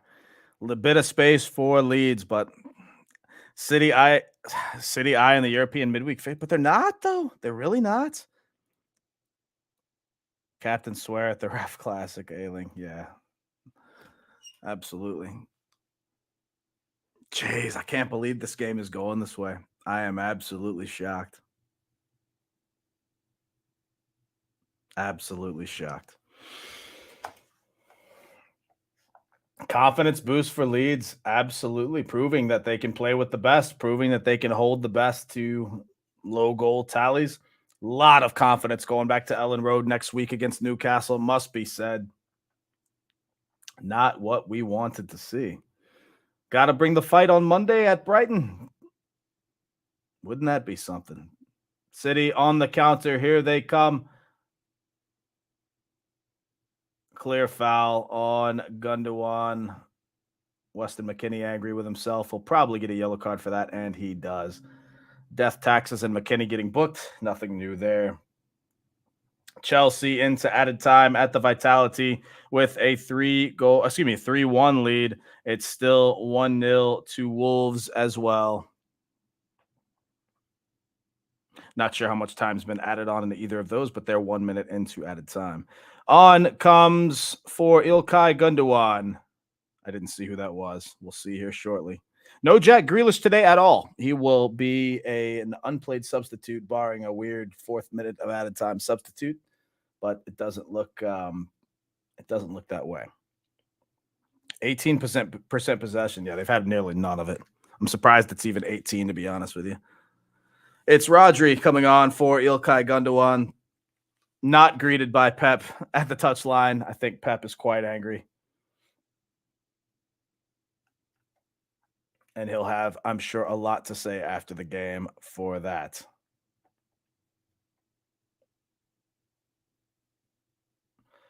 Send into the right side. Stop. It's gone out of play. Actually, Holland tried to stop that and just doesn't. We're 30 seconds left in the minimum added time in this game. Let's face it. It's full time at the Molineux, by the way. 1-0 Wolves over Villa. 2 clean sheet, 2 1-0 losses in a row, I must say, for Villa.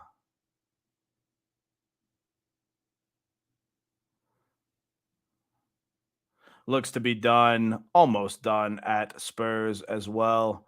Palace trying to muster up something with about 10 seconds to go in this one.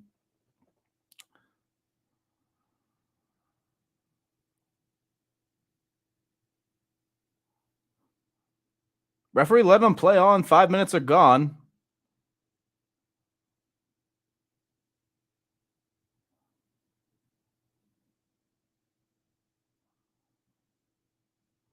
Pep wouldn't even look at Gundo. He really wouldn't.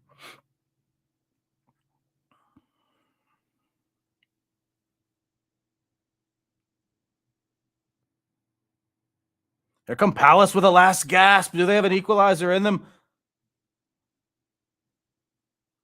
Free kick shout not given. Palace down the right side. It will go out. Oh, no, it stayed in play. I thought it was going out, but it will now. It's supposed to be a Palace throw, I think. Final whistle has gone at Spurs. It's 1-0, the final score. Big win for Ryan Mason. Palace players complaining at the ref. Nothing doing there. Corner will be taken. We're 5 minutes into added time with a minimum of 4. This should be the final kick of this game. Holland will just hold it at the corner flag, and that will do it for this one.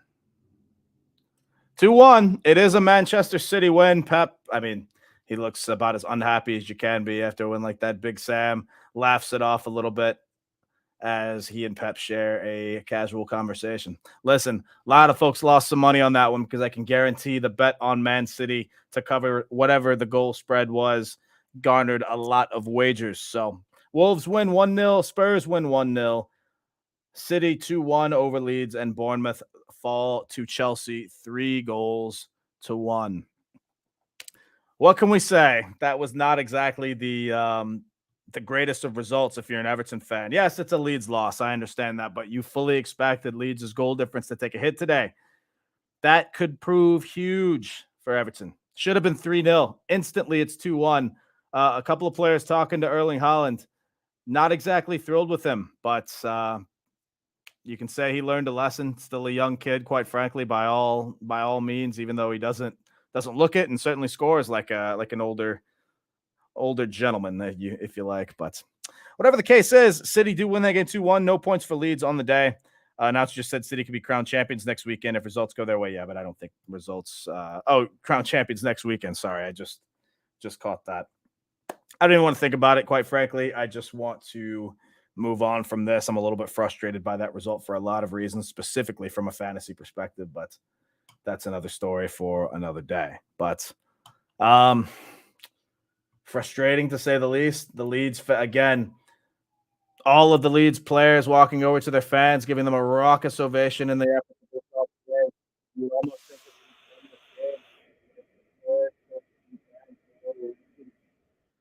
they got the effort that they wanted, and it's funny. You rarely see cameras show, fans and teams after a loss like this, but it's just a borderline hero's welcome right now. The effort was certainly there. They like what they put in. The Leeds players put in a shift. They're just very, very clearly inferior. Now, we'll see if this narrative changes next week as Leeds host Newcastle.